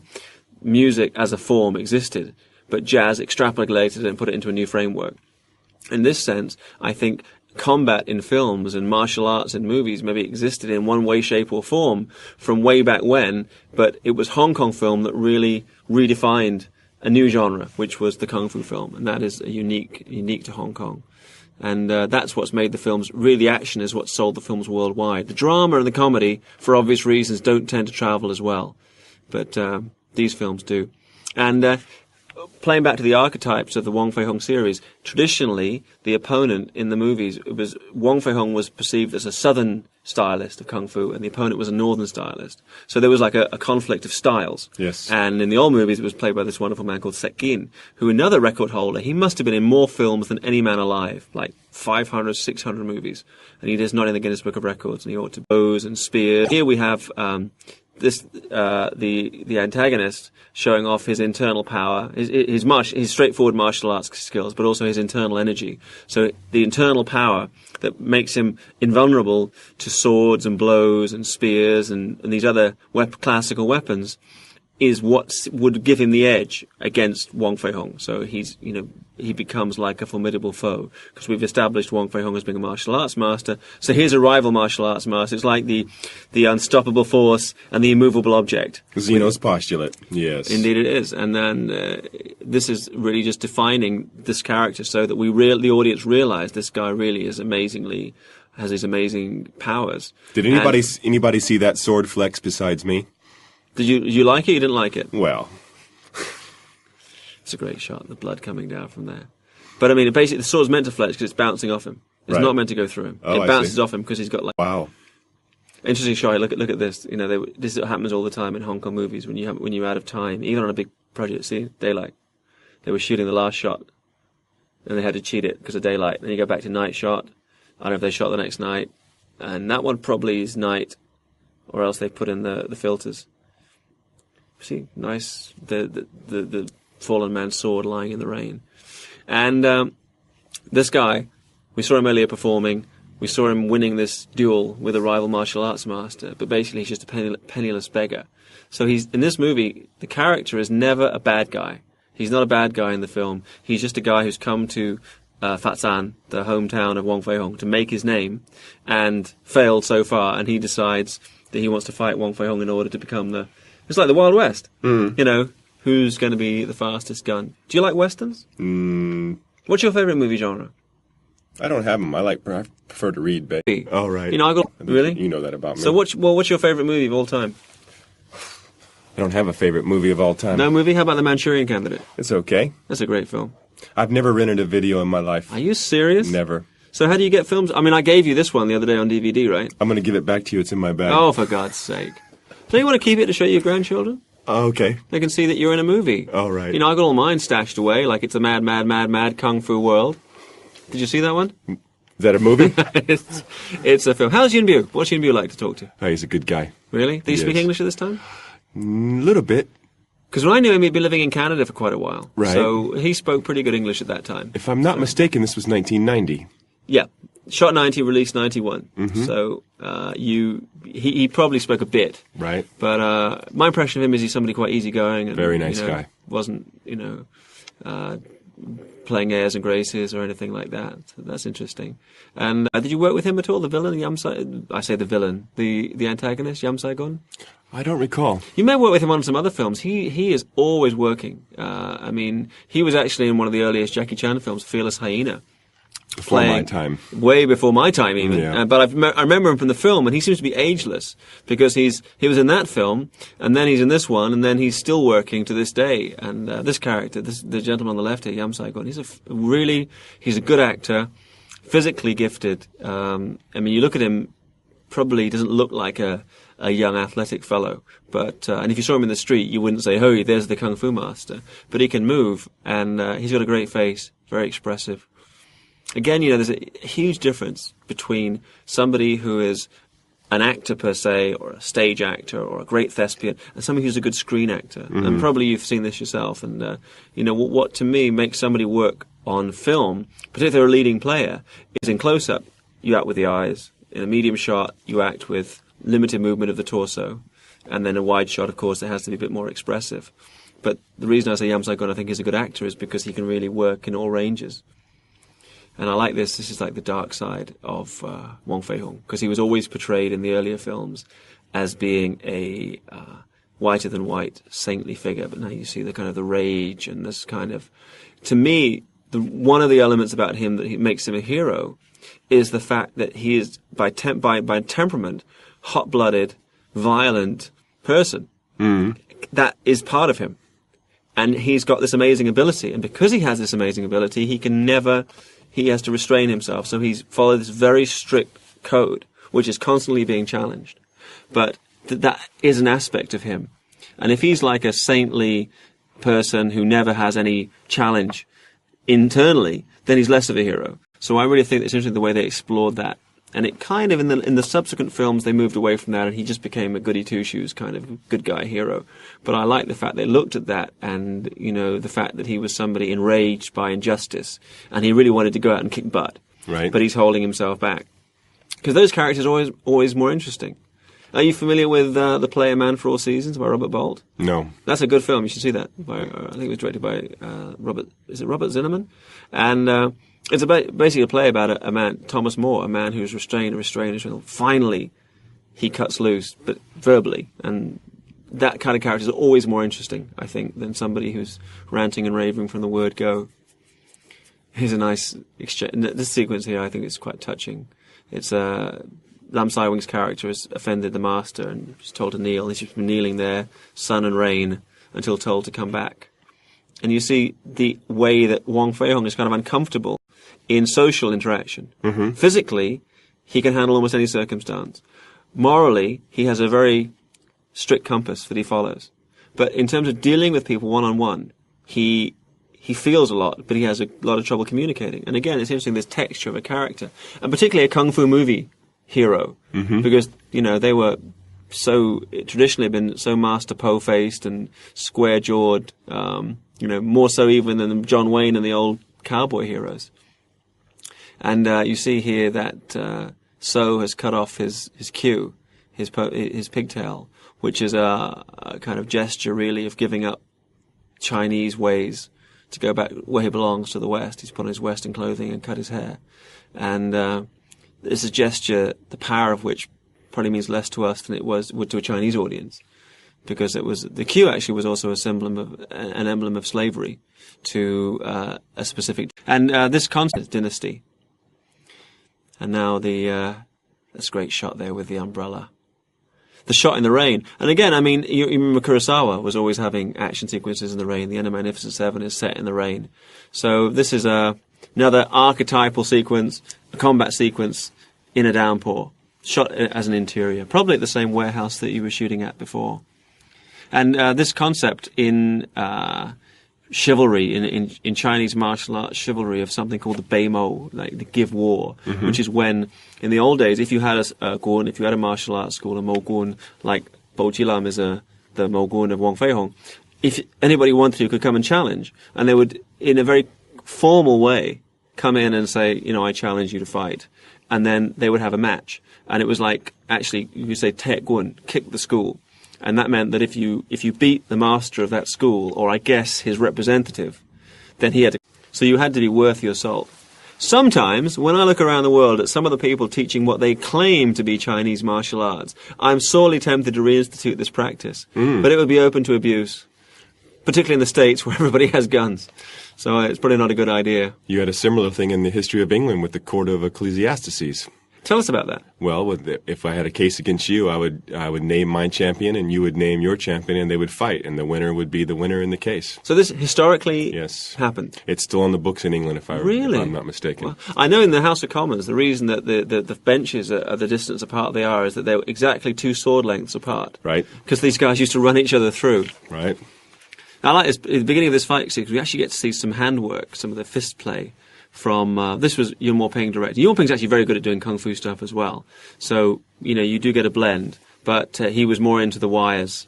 But I like to see some fist play because Wong Fei-hung was a southern stylist. And I mean, for those, I'm sure many of people listening to this commentary know a lot about Chinese martial arts already. But for those who don't know, China, and for you, Mark, maybe you probably do know, right? Chinese martial arts is split between 2 disciplines, or 2 basic styles. One is Lam Kun and one is Bak Toi. Lam Kun is the southern fist and Bak Toi is the northern leg. And that's because in the south of China, the land is marshier and less stable, so you'd have a low fixed stance and you'd fight with your hands. In the north, in the mountainous or the rockier regions, the ground's harder, so that you can jump up and do kicks and these other kind of movements. So basically the styles develop geographically. And so traditionally, Wong Fei-hung is a master of the Lam Kun, of Hung Gar, which is a Lam Kun, it's a southern fist. And there's lots of different family styles, Hung Gar, Lao Gar, Hong Kun or Lao Kun, you can call it Kun or Ga, basically a family style or a family fist. Right. And you have them in the south and you have them in the north. But in the film, because you have Jet Li playing the character, and Jet Li's really a northern stylist, you don't get as much of the handwork. But I like to see some of the fist play. And they actually refer to Hung Gar as being his style, but we don't get to see much Hong Kun in the film. It's more this stylized thing, and you know this sequence here, which is the first time in the movie we really get into the realm of the fantastic, which is when they're keeping this log flying. I mean, artistically, you can look at it and go, okay, that's fantastic, but at the same time, it's obvious we've moved away from this is about real martial arts people. Though the techniques are fantastic. I mean, the displays of technique in this, and the fact that the energy is maintained from people doing the technique. Even if you see a stuntman doing a particular movement, when you get back to the close-up, the energy level stays the same, which is a key element in making martial arts pictures. I like that quick exchange there, the hands blocking. And another interesting theme, and again from Kurosawa, if you remember in Magnificent Seven, the master swordsman is killed by a gun. And this is a theme in this film, is the fact that what are the foreigners, even though the Chinese have invented gunpowder or discovered gunpowder, right, it's the Westerners who brought the gun. And the lesson that people are going to learn, and this at the turn of what was going to be the 20th century, is that their traditional kung fu is no match for the foreign guns. Here's a traditional thing that's the jupai, the signboard of the school. If you beat the master of that school, you would break his jupai, you would break his board, which would be basically making him not able to teach anymore. So this is like a symbolic gesture. And we were talking just now about nationality and issues of it, and gunpowder. And I was interested to read, I just read the other day that in Japan, and you have far more experience of Japanese things than I do, but apparently gunpowder was introduced and then outlawed for a further 30 years because it was realized that as soon as gunpowder came in and guns came in, the era of chivalry would be over. The way of the samurai would be over. That's right. Right. So this is it's an idea that's being explored here, and it was something that was explored in Kurosawa's films. So that's one of the reasons I think this is a great movie. Apart from the physicality of the performers and the way that it's shot, it's about ideas, and it doesn't really offer any easy answers. Which in '91 there were no easy answers to the challenges facing Hong Kong, and still there are not. That's right. How long have you been here now, Mark? I don't mean in the studio. I mean like in Hong Kong. Oh, 15 years. And what would you say are the major changes of Hong Kong in that time?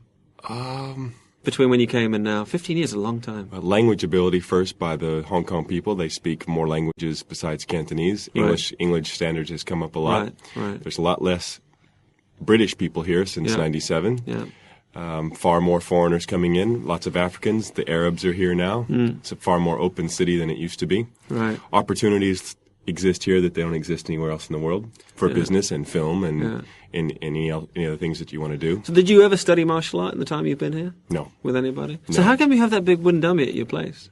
You can train, and you can train your body and train styles, but you don't have to study under a master. The wooden dummy is a great invention, isn't it? Oh, it's fantastic because it never complains.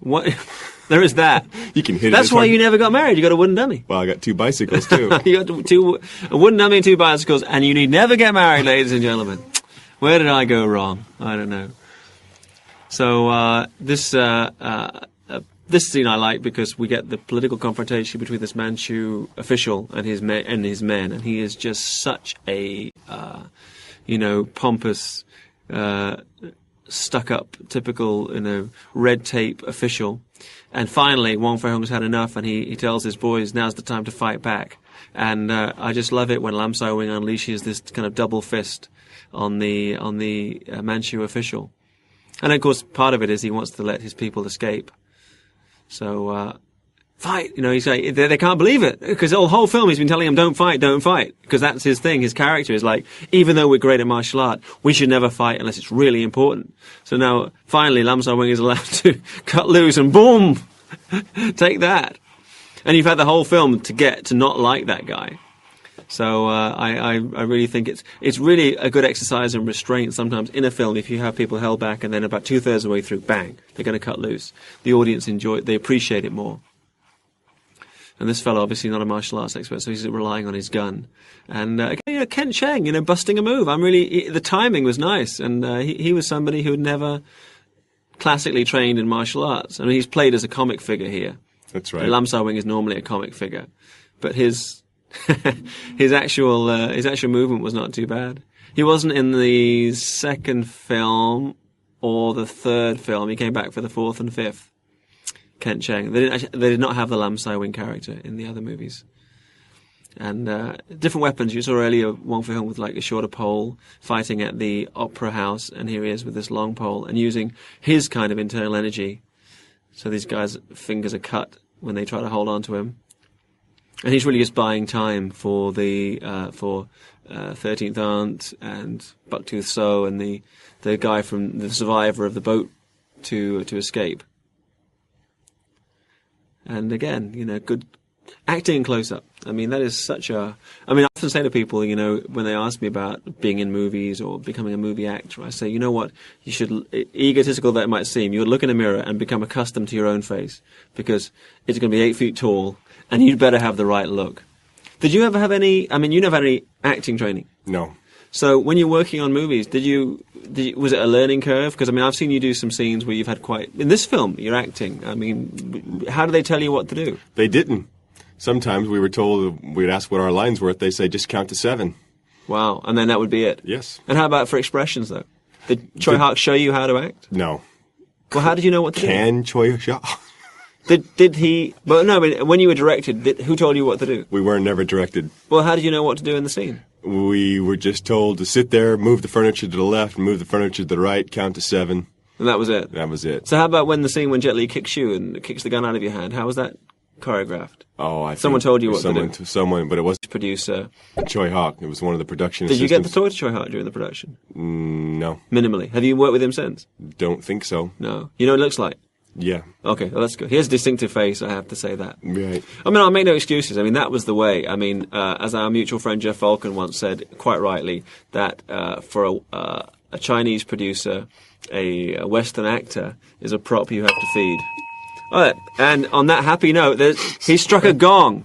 He struck a gong, ladies and gentlemen, in support of that statement. But it's getting better. We're getting better now. Absolutely. So what was the last movie you did do? Cracker with Robbie Coltrane. That was it. And then you've been doing other things since then. That's doing documentary film since then. Right. Tell it. What are you doing? A documentary about Irian Jaya. That's the right. Tribes of Irian Jaya. Called Hunting Cannibals. And you're taking a big display of pictures of that to Japan, right? Yeah, Fine Art photography exhibition in Japan starting next month. There's a great book somewhere in the different life who've been in Hong Kong, like myself. I mean, people who've come here from different backgrounds and ended up here and done films, and what they did before and what they did afterwards. That's for sure. And one day one of us will dare to write it. Not just yet, you know. I have to wait till I leave town, then we can write the book, tell all the tales. Or some people are no longer with us. Yeah, that's absolutely. Yeah, that's right. So here we are on the slave, near the slave ship. This isn't actually on the slave ship. It's a warehouse right next to the docks. And 13th aunt has been captured by the bad guys, and she's going to be shipped off to America. And well, this is a bit apropos for modern day times. How do you mean? Well, a lot of Chinese groups are absolutely, right? Absolutely, people. But I mean, it's true. And the horrible thing is, it shows how little things have changed in a century. That's right. Because here you have the snakeheads shipping people over to China, promising them a new life in a new country and treating them like, nothing. Indentured slaves. Right, like slaves. Right. And in the modern era, you still have that. What was the ship that washed ashore off New York? Was it the Golden Venture? I don't remember, but there was a famous incident of the ship running ashore. Well, the most famous recent one was going into England. Wasn't it awful? Into Dover. From Holland, yes. Yeah. And all those people dying on in that truck. It was terrible. So some things never change. Yeah, they just that to me is one thing that this film doesn't flinch away from. I mean, even though the Western people in the movie or the colonial powers are depicted as being the villains of the piece, there's also the part of the reason why China was so open to being exploited was the fact that the Chinese were fighting among themselves. It's never been unified. Right, which lent itself to, until like the last 50 years or however many it's been of communist rule, when it has been by force of arms has been unified. But prior to that, could be argued actually that a landmass of that size with that many different cultural groups can only be ruled by an empire with a fist of iron. That's right. But otherwise it must become something like a United States, which has had its own civil war years and years ago, and of course Russia had its civil war a couple of years ago. And these are weighty topics, but this film kind of encourages that, and that's what I think is one of the interesting things about Once Upon a Time in China, is that it examines some of these issues and makes people maybe think and argue about that period of history. And I'm not saying that we need to sit around beating our breasts and, really criticizing and pointing the finger and making apologies and building monuments. But I do think we need to, as the famous line was, those that will not learn from the past are destined ever to repeat it. That's right. So we should... Who said that? Do we know? Don't know. And you tell me you read a lot of books? Give me a great line relating to colonialism. I'll get back to you on that. You think about it while we go back here to the imprisoned Jet Li, who is now, of course, having a great career in Hollywood. That's right. Did you see him in Lethal Weapon 4? Yes, I did. And what do you think? Yeah, okay. I thought they did well by him. That's another one of Yuen Ping's brothers in the middle there, by the way. Right. Who is, you know him, right? Yes. Sonny, right? I don't know. But he's done a lot of work. Oh God, yeah. He was actually did a few films as a leading man. He was in the first Drunken Master too. Is that right? There was a kind of a semi-official sequel to Drunken Master called Dance of the Drunk Mantis, which was called Drunken Master 2, and he was the star of that film. And then he's kept working ever since. Well, I think the famous colonial line that I can remember right now came from the somewhere in the early days of America was "God save the Queen, but just not here." Okay, I think we managed to alienate most of the listening audience at this point. So we're moving right along, and so you were. How do you know him? How do you know that? Sonny? Just from working in Hong Kong films. Right. I mean, they're familiar faces that you see again and again. And do you think it's interesting the way that you can work with people who don't speak any English? And even at the time, like in my case or your case, when we didn't speak any Cantonese, you could still separate the nice guys from the not so nice guys. Absolutely. And there is a really communication that must be beyond language, because there are people who you can speak the same language with, with whom there's no communication, and people who you, maybe from film by film, you work with them, and you see them, they don't speak any English, but there's some kind of communication there. There's you're a strapping fella. How tall are you, Mark? 6'5". 6'5". No wonder you're towering over everybody in that shot. They must especially probably had to rack the crane up to get the camera. Probably had the camera on a crane to get you in frame. You see, the guy there was doubling me the whole shot. How do you mean doubling you? Well, if you look at it, you walk up and he's doubling me. Doubling you mean it's not you? No. I mean his face is blocking covering the you, camera. Yes. blocking you. Yeah, that's right. Now that of course is an old trick people have when they see where the camera is, and they like maneuver themselves so they can block another actor. Yeah, camera presence. It's great, people like jockeying for position. Yes. And this scene really is like about what will it profit a man if he gain the world but lose his soul? And Iron Robe has been so abused since he came to Canton that even the cheering of these villains, of these gangsters, of these thugs, is music to his ears. He's so proud to be accepted as a great kung fu master. But the Yuen Bu character, Leung Fun, is looking at them as what's really happening, that they're using him, that they want to use him against Wong Fei-hung, that they want to use him to further their own ends, to oppress the Chinese people. But he's torn because he's loyal to this guy who's become like his new master, and at the same time he can see that things are not what they appear to be. So you get that conflict, that dynamic happening, which is interesting. And look at this guy, his great villain face. He was he's another. You always see these great character actors in the background of Hong Kong movies, and I mean, even me, I have to confess, supposed Mr. Expert on Hong Kong films, I don't know who some of them are, but you see them from film to film. We seem to have a great stock of those in the local industry, and again, it's display of prowess by Yam Sai-gun and various stuntmen, but also demonstrating the difference in his specific style, the character style, and that of Wong Fei-hung. And they're chanting, and Yuen Bu's Leung Fun is like kind of realizing that, they should leave, that they shouldn't take gold, they shouldn't accept the adulation of these evil people. So it's like a contest of wills. And there's a great line Yam Sai-gun has when he says, "Oh, look, many people in this life started low lives. They were lowly people and became great. So maybe we can make these people better." And there's like the 60 pieces of silver, 30 pieces of silver, the biblical 30 pieces of silver. And I like the acting by Yam Sai-gun here, because even though he's strong-willed, he tries to convince Leung Fun that they should stay, that there'll be somebody if they stay here. You see, it's like he tries to persuade him rather than to force him. Because many people started in this world as low lives, but they became great, and we'll be like that.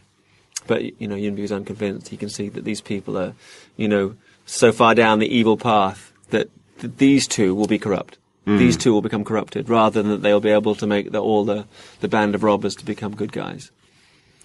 So, I mean, Tsui Hark wasn't completely misleading Yuen Bu. He really has an interesting character in this film. And, to be honest, I mean, he didn't come back for the sequels, but he didn't really make any other good films instead of the sequels. I mean, he made one really good movie for Shaw Brothers called Ma Wing-jing, Hero, which I think, acting-wise, was his...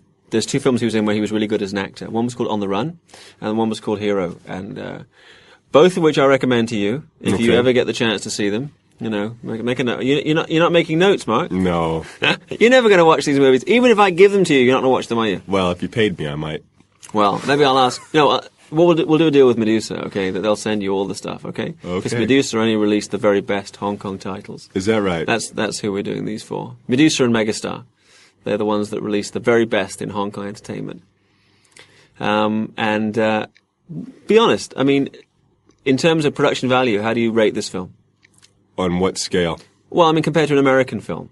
Yeah, it's okay. The colors are great. The textures are fine. What would it be about this film that kind of kept you at a distance from it as a film? The fact that I was in it, and and you look at it and you remember all the abuse you put up with. Well, was it a fun experience working on the movie? I don't remember any fun experiences. Really? Was it getting paid? That was fun. What hours do you work on a movie? What hours would you be working? I think 12 hours a day. Really? Wow. And shooting at night mainly? Yes. Well, anytime. And what were you? Do you remember what you were doing in between? You know, when you're working on this movie, what was was your main gig at that time, acting in the films? Or I think we were doing other films at the same time. Really? You were going back and forth between the different films? Right. Do you remember what else you were doing at this time? No. Right. What's of the films you've done, if you had to show one to somebody and say, hey, look, this is me in a Hong Kong movie, which film would you show? Fight Back to School? Maybe. Or Operation Condor? Operation Condor. Yeah, because it's you and Jackie. And also it's a good guy part, which is like, it's always nice. See, I would have thought, I always see you in movies like turning up as a police inspector and all these kind of... For somebody who avows to hate Hong Kong films and the whole experience of doing them, you've been in an awful lot. That's true. You're a glutton for punishment. No, it's easy money. But was there no aspect of the process that you enjoyed? No. Getting paid. You see, I would have thought that if you were living in Hong Kong, particularly in the 80s, that the great thing would be you in a film, and then you have a date with a cute girl, and you take her to the cinema, and then you watch the film, and you see yourself on the screen, and it kind of like, gives you like 10, 20 points in the dating game. No. That wasn't your motivation. No, not Because at all. I know it wasn't the money, and it wasn't the art, so I'm trying to figure, there's 3 reasons people do films. The money, the art, and to get girls. So... for me, it was the money. Really? Yes. Yeah. And you guys are going to need some money for these films at this time. We did pretty well. Oh, okay. So I guess maybe you took a girl to the movie, but you walked out. Took a girl. Never took a girl to the movie with you in it. No. Wow. I think one time with Operation Condor. Well, now with the DVD, you could have a go come around the place and watch it. Yeah, well, maybe not. Got too many other things to do, Bey. The kind of girl who'd want to watch that movie is not the kind you'd be dating. Exactly. That's it. Thank you. How long are you going to be in Japan for? About 6 weeks. Wow, we're glad to catch you I'm glad to catch you at this time to come and do this. You've never done anything like this before, right? Commentary? No. How about dubbing? Did you dub your own voice before? Nope. Shot in sync sound a few times. Oh, okay. If they're not serious enough to shoot in sync sound, then I'm not going to bother to dub my own voice. Now, there's sour words if ever I heard them. Well, so, have you ever dubbed films? I tried it in the early days, but I didn't like it. Right. Well, it's freezing in this studio, mind you. You could hang meat in here, couldn't you? That's right. I yet to figure out. I guess the machines must be a lot more sensitive than human beings, because the machines are really comfortable in this temperature, and it's like we're just freezing for our art. But I think in my case, at least I can think, okay, it's a chance to develop my internal energy. Secondly, of course, I'm a great grand student of Wong Fei-hung, so I'm paying credit to the Grand Master, but also I'm wearing this nice warm jacket. So there's these 3 elements that really keep me rooted to this seat. Right. And this next sequence is kind of basically Yuen Biu's major, just showing off his physicality more than his martial arts skill.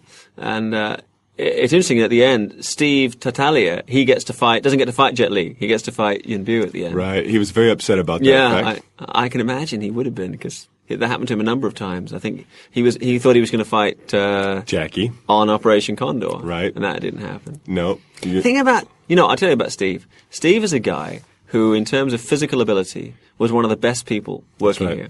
But the reason he didn't do more, I think, it's not his fault, is because he had such a lively personality and so hyper and high energy. And what I found, and this is a terrible generalization, but I found that Hong Kong people are very unnerved by hyper Westerners.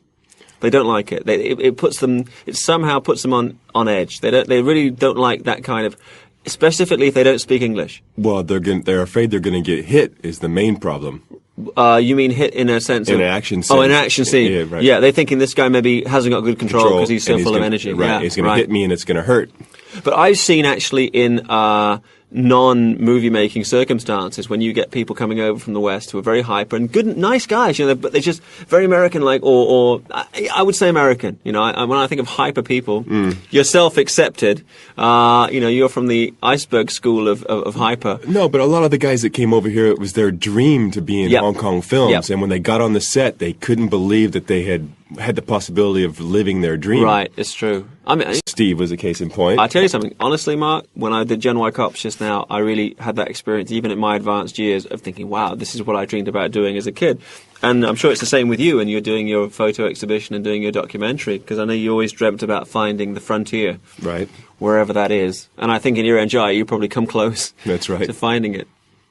Because, I mean, there's different kind of frontiers, aren't there? There's a physical frontier, where you challenge yourself maybe in the jungles. And then there's the inner frontier, which is like in the mind and heart. That's right. Which we're looking for. The work is always a result of two adventures. And we can relate this to this film, because, I mean, this really is a movie about people exploring, if not frontiers, at least the geographic boundaries between peoples, and also, I think, in themselves, the boundaries between who they are and who they think they are. That's right. And this is something, and I mean, that was going back to an image that's earlier in the film of the opera with the masks and what actually lies beneath the masks. And this sequence sets up the final, the duel between, which the whole film's been building up to, the duel between Wong Fei-hung and Iron Robe. It's kind of like not the Wild West, it's the Wild East. These guys coming out for the showdown. And they set it up really nicely. You know, send off these guys to do the rescue, and he knows it's kind of mano a mano with this guy. This, again, is like something that all the other black and white Wong Fei-hung films ended with, basically Quan Ta-hing versus Sek Keen.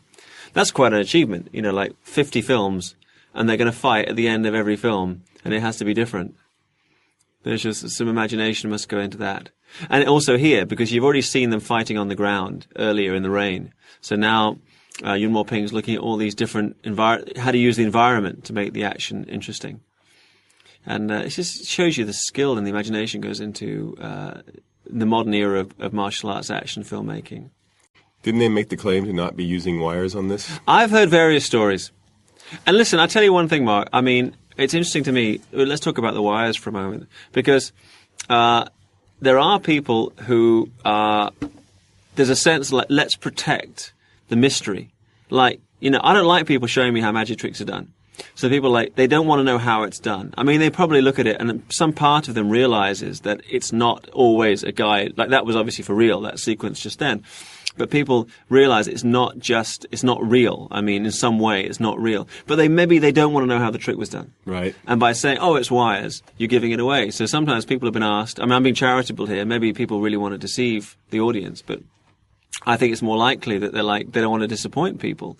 It's like the old thing, does Jackie Chan do all his own stunts? You know, right. Well, you know, maybe he does, maybe he doesn't. But people want to believe that. And you don't want to disillusion them. And so that's where the whole wires thing comes from. But what's interesting now is the fact that there was that whole thing of like, is that a wire? Is that not a wire? Does he use wires or not wires?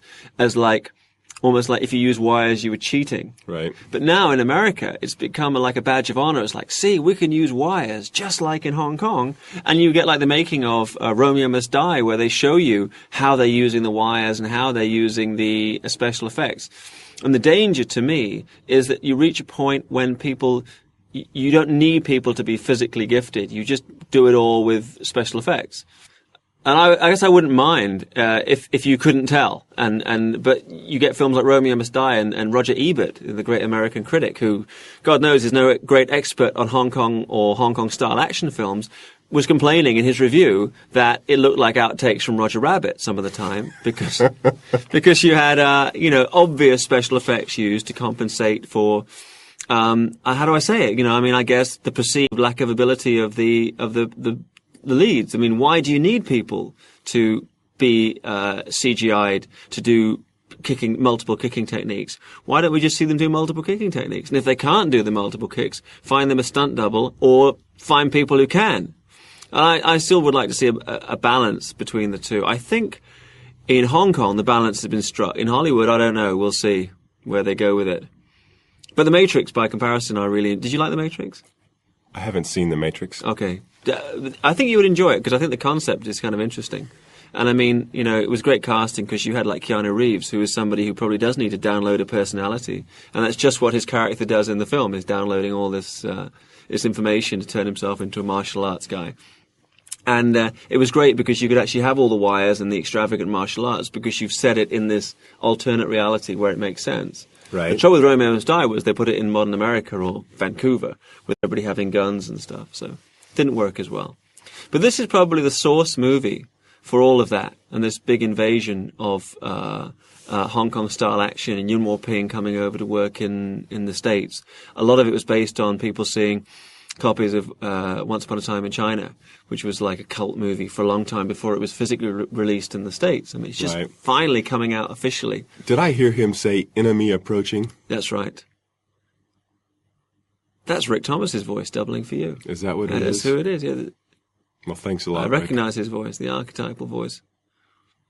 That, on That's the left, Mark. it looks like Mark, but it's not. I've seen the movie a bunch of times, and I thought it was him, but it's not. Mark Houghton is another Western actor who was contemporary of Mark King, who we're talking to, who was working at the same time. And I don't remember this. You don't remember this sequence? No.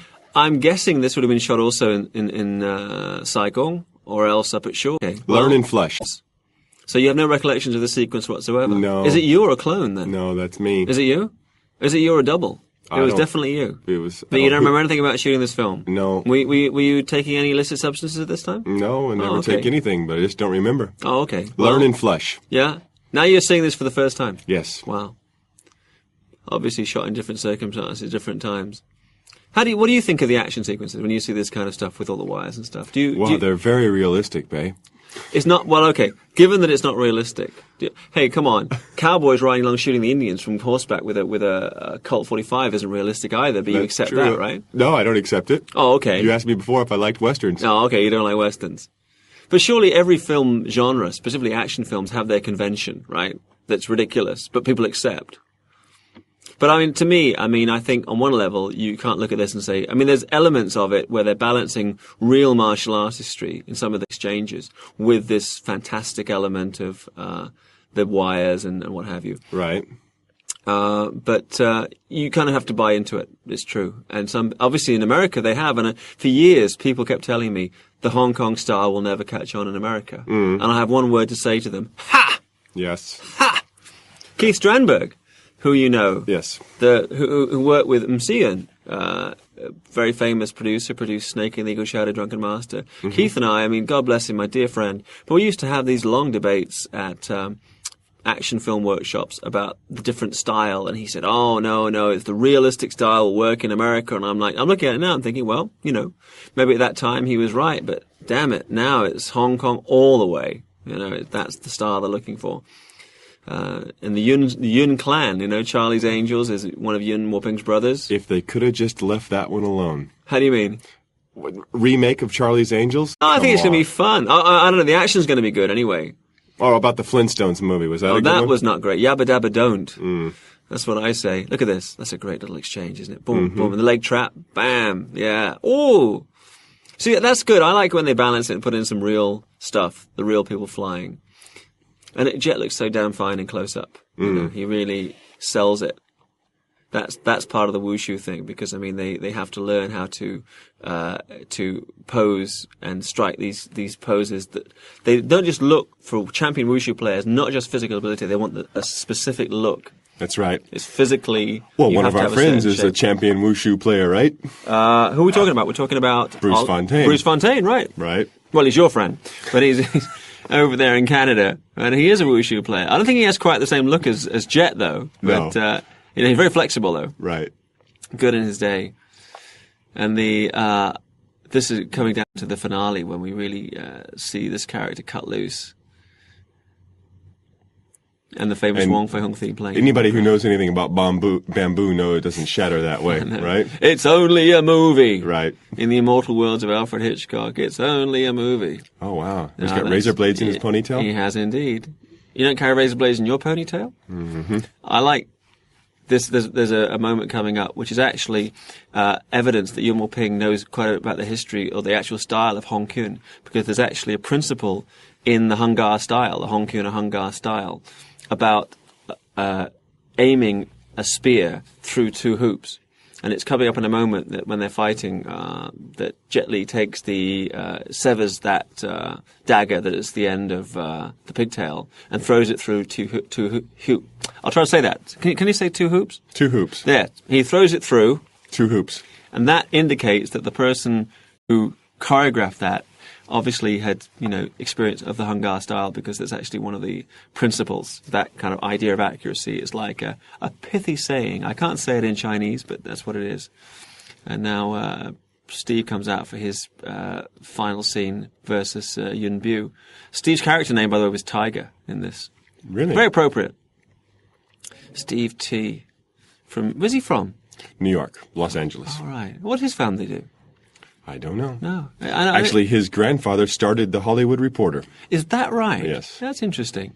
Because it's interesting, because there was another guy working in the films, Lauren Avedon. Right. But I worked with Lauren. Uncle was the photographer, Richard Avedon.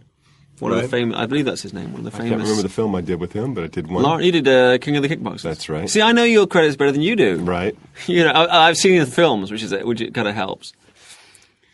So this was getting to punch out Jackie Chung, who's, of course, we didn't mention earlier that the guy playing that character, Chung Hark, is actually better known as one of Hong Kong's best pop singers. He's a fantastic He's a very good singer, isn't That's he? right. He's one of the few guys who really can be, compared with an American singer. He can really. Oh, Steve doing a triple. Oh, Steve's got has some moves. I mean, I hope he gets to do more work in the States.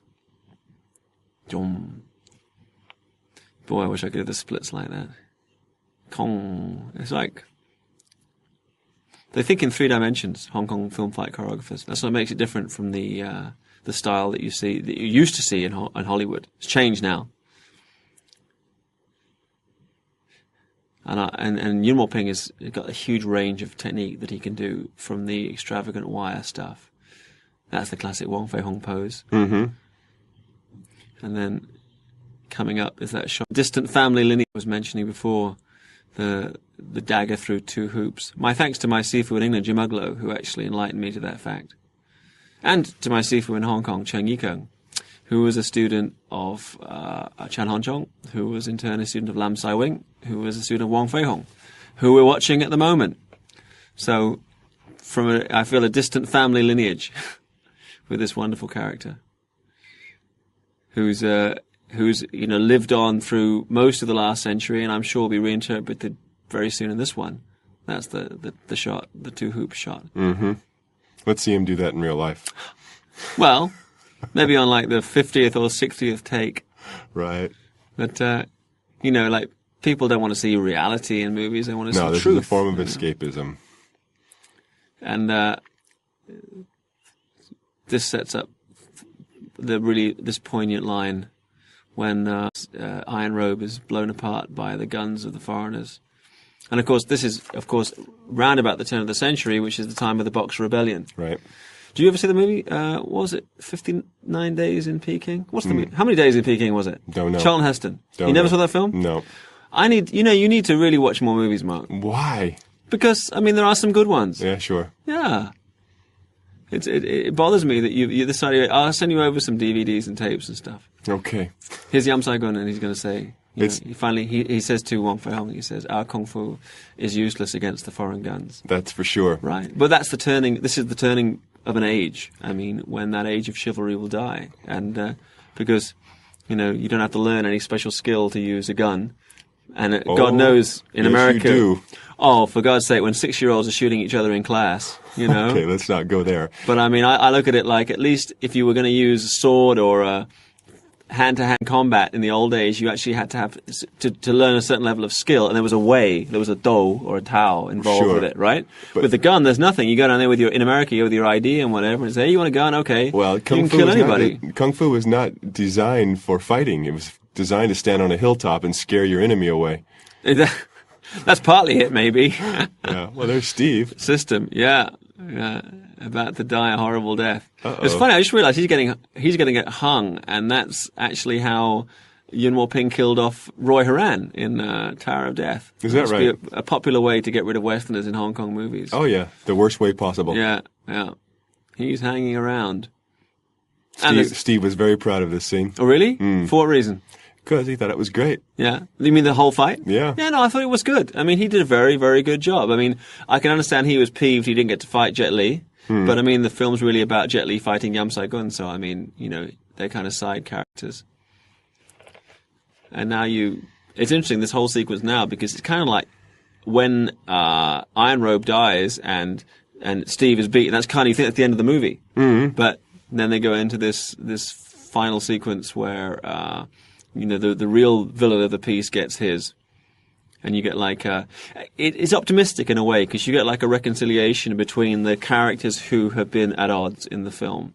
So there's a sense that, the opposite sides need to work together for the good of China and the world. They can't decide where they're going to point all that countries. cannon. Yeah. No, exactly. Well, that's great because so this is great when characters, you have like a logic to the character. Like, he can only speak clearly in English. Right. So he tells them where to fire in English. And that's why they fire the wrong way. So, well, that was a terrible piece of acting. The acting was okay. I don't know about the voice. Say that, damn you. What is it? Damn you, you hit my ship? How would you say that if you were saying it now? Damn you, you hit my ship. Yeah, something like that. Steady, lad. British. Did you know you were British in this? No, nobody told me. How was the outfit to wear? It's pretty hot, actually. It was warm. Yeah. Because, when you guys shoot on these humid nights, that's great. He's a good actor, isn't he? He sure is. He should be Is he a stage actor as well? He was trained as stage actor. Oh. And his Yunbu actually played the same character, Leung Fun, in another movie that was called Kickboxer. You remember Van Damme did a movie called Kickboxer? Right. Yeah, I guess John Wadowski was in that. That's right. Were you in that movie? No. What Van Damme movie were you in? Did you ever work with him? I've never worked with him. Oh, okay. You met him? Yeah. Nice guy? What movie did you cast for? I don't remember. I quickly jumped over the fact that nice guy, not nice guy. We shouldn't get into that. Though it should be mentioned that Tsui Hark, who directed this movie, did direct Van Damme in 2 other films, which were Double Team and Knockoff. All right. I'm kind of surprised you weren't in Knockoff, because every other Western guy in town was. Maybe I wasn't here. Maybe you were out of town. Yeah. But if you're planning on getting divorced, don't go to Jean-Claude's lawyer. Oh, ow, oh. Can we say that? I guess we can. That falls under fair use. And finally, it's kind of after the closing, the final words of Iron Road, which are "We can't fight the foreign guns." That's exactly what they have to do in this in the finale sequence. I think they had a great thing in like Wong Fei-hung number 5. He fights the pirates, and they all have to use guns. And it's the stuttering guy, Bucktooth So, who can only speak well in English, is the only one that can shoot worth a damn. Wong Fei-hung can't shoot the inside of a barn. Right. But So is really good with a gun. He can shoot anything. So it's kind of funny the way the character was developed in the subsequent episodes. I have to say the films didn't maintain the same level of quality. The first one and the second one are really good. Luckily you weren't in the second one.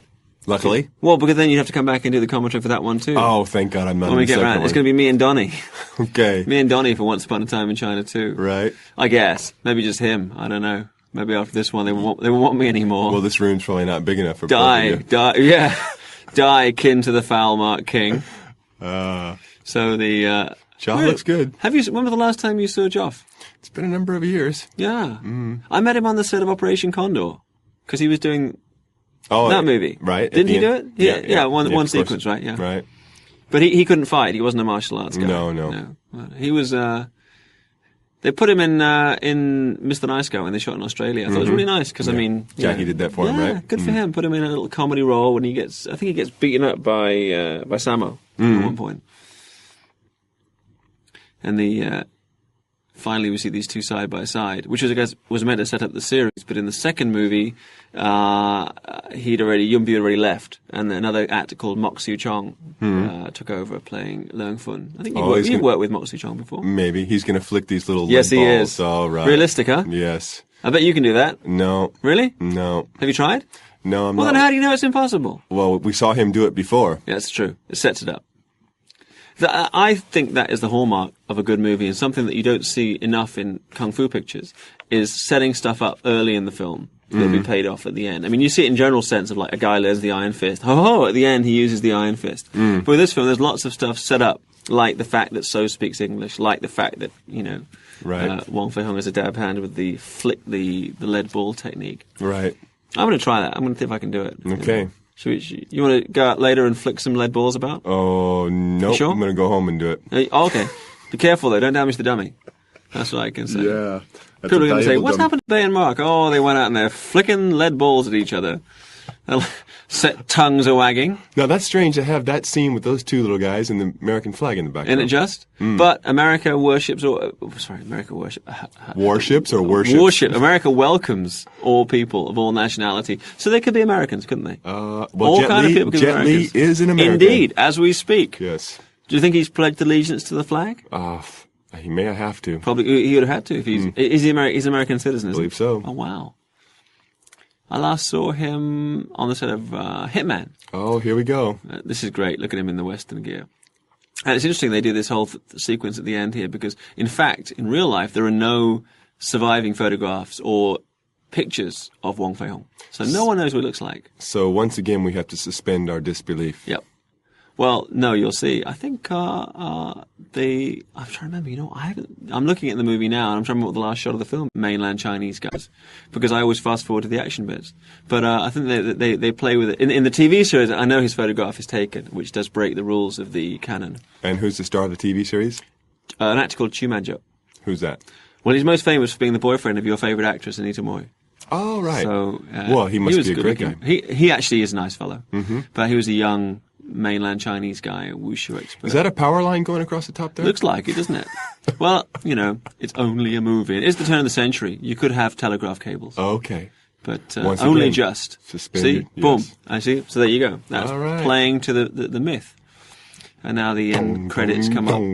Well, this is the Great best bit part of of the music, film. isn't it? You know, why? 'Cause Colin it's the George, ending? there he is. Mark King, woohoo! Jonathan. Everybody else's name is spelt wrong apart from yours. See, that's the great thing about having a simple name. Yeah, I mean, I get Ben, Barry, Gabe Logan, all this stuff on there. Remember any of these guys? Oh, I mean, yeah. the names coming up now. Oh, yeah, I can read Remember all them? those. And how about those guys standing there posing? You remember those guys? No. So have you had a good time? Yes. Thanks you- to the sound engineer over there. Thanks, Arbal. It's good of you. Did you enjoy the movie? It was fantastic. I cannot wait to leave. Was there anything you liked about it? Sitting here and talking We're with running you for out the of last running hour. out. We're running. Well, that's good because we yeah. rarely get to see it. We're all so busy. We don't see each other enough. So I'm running out of credits almost. So say goodbye to the fans. Well, thank you very much. Enjoy the film. Go and see his exhibition in Japan of Irian Jayan cannibal natives. Hunting Cannibals. www.ecoextreme.com. And I'll see you guys. Oh, I'm going to plug my film. I'll see you guys in Gen Y Cops.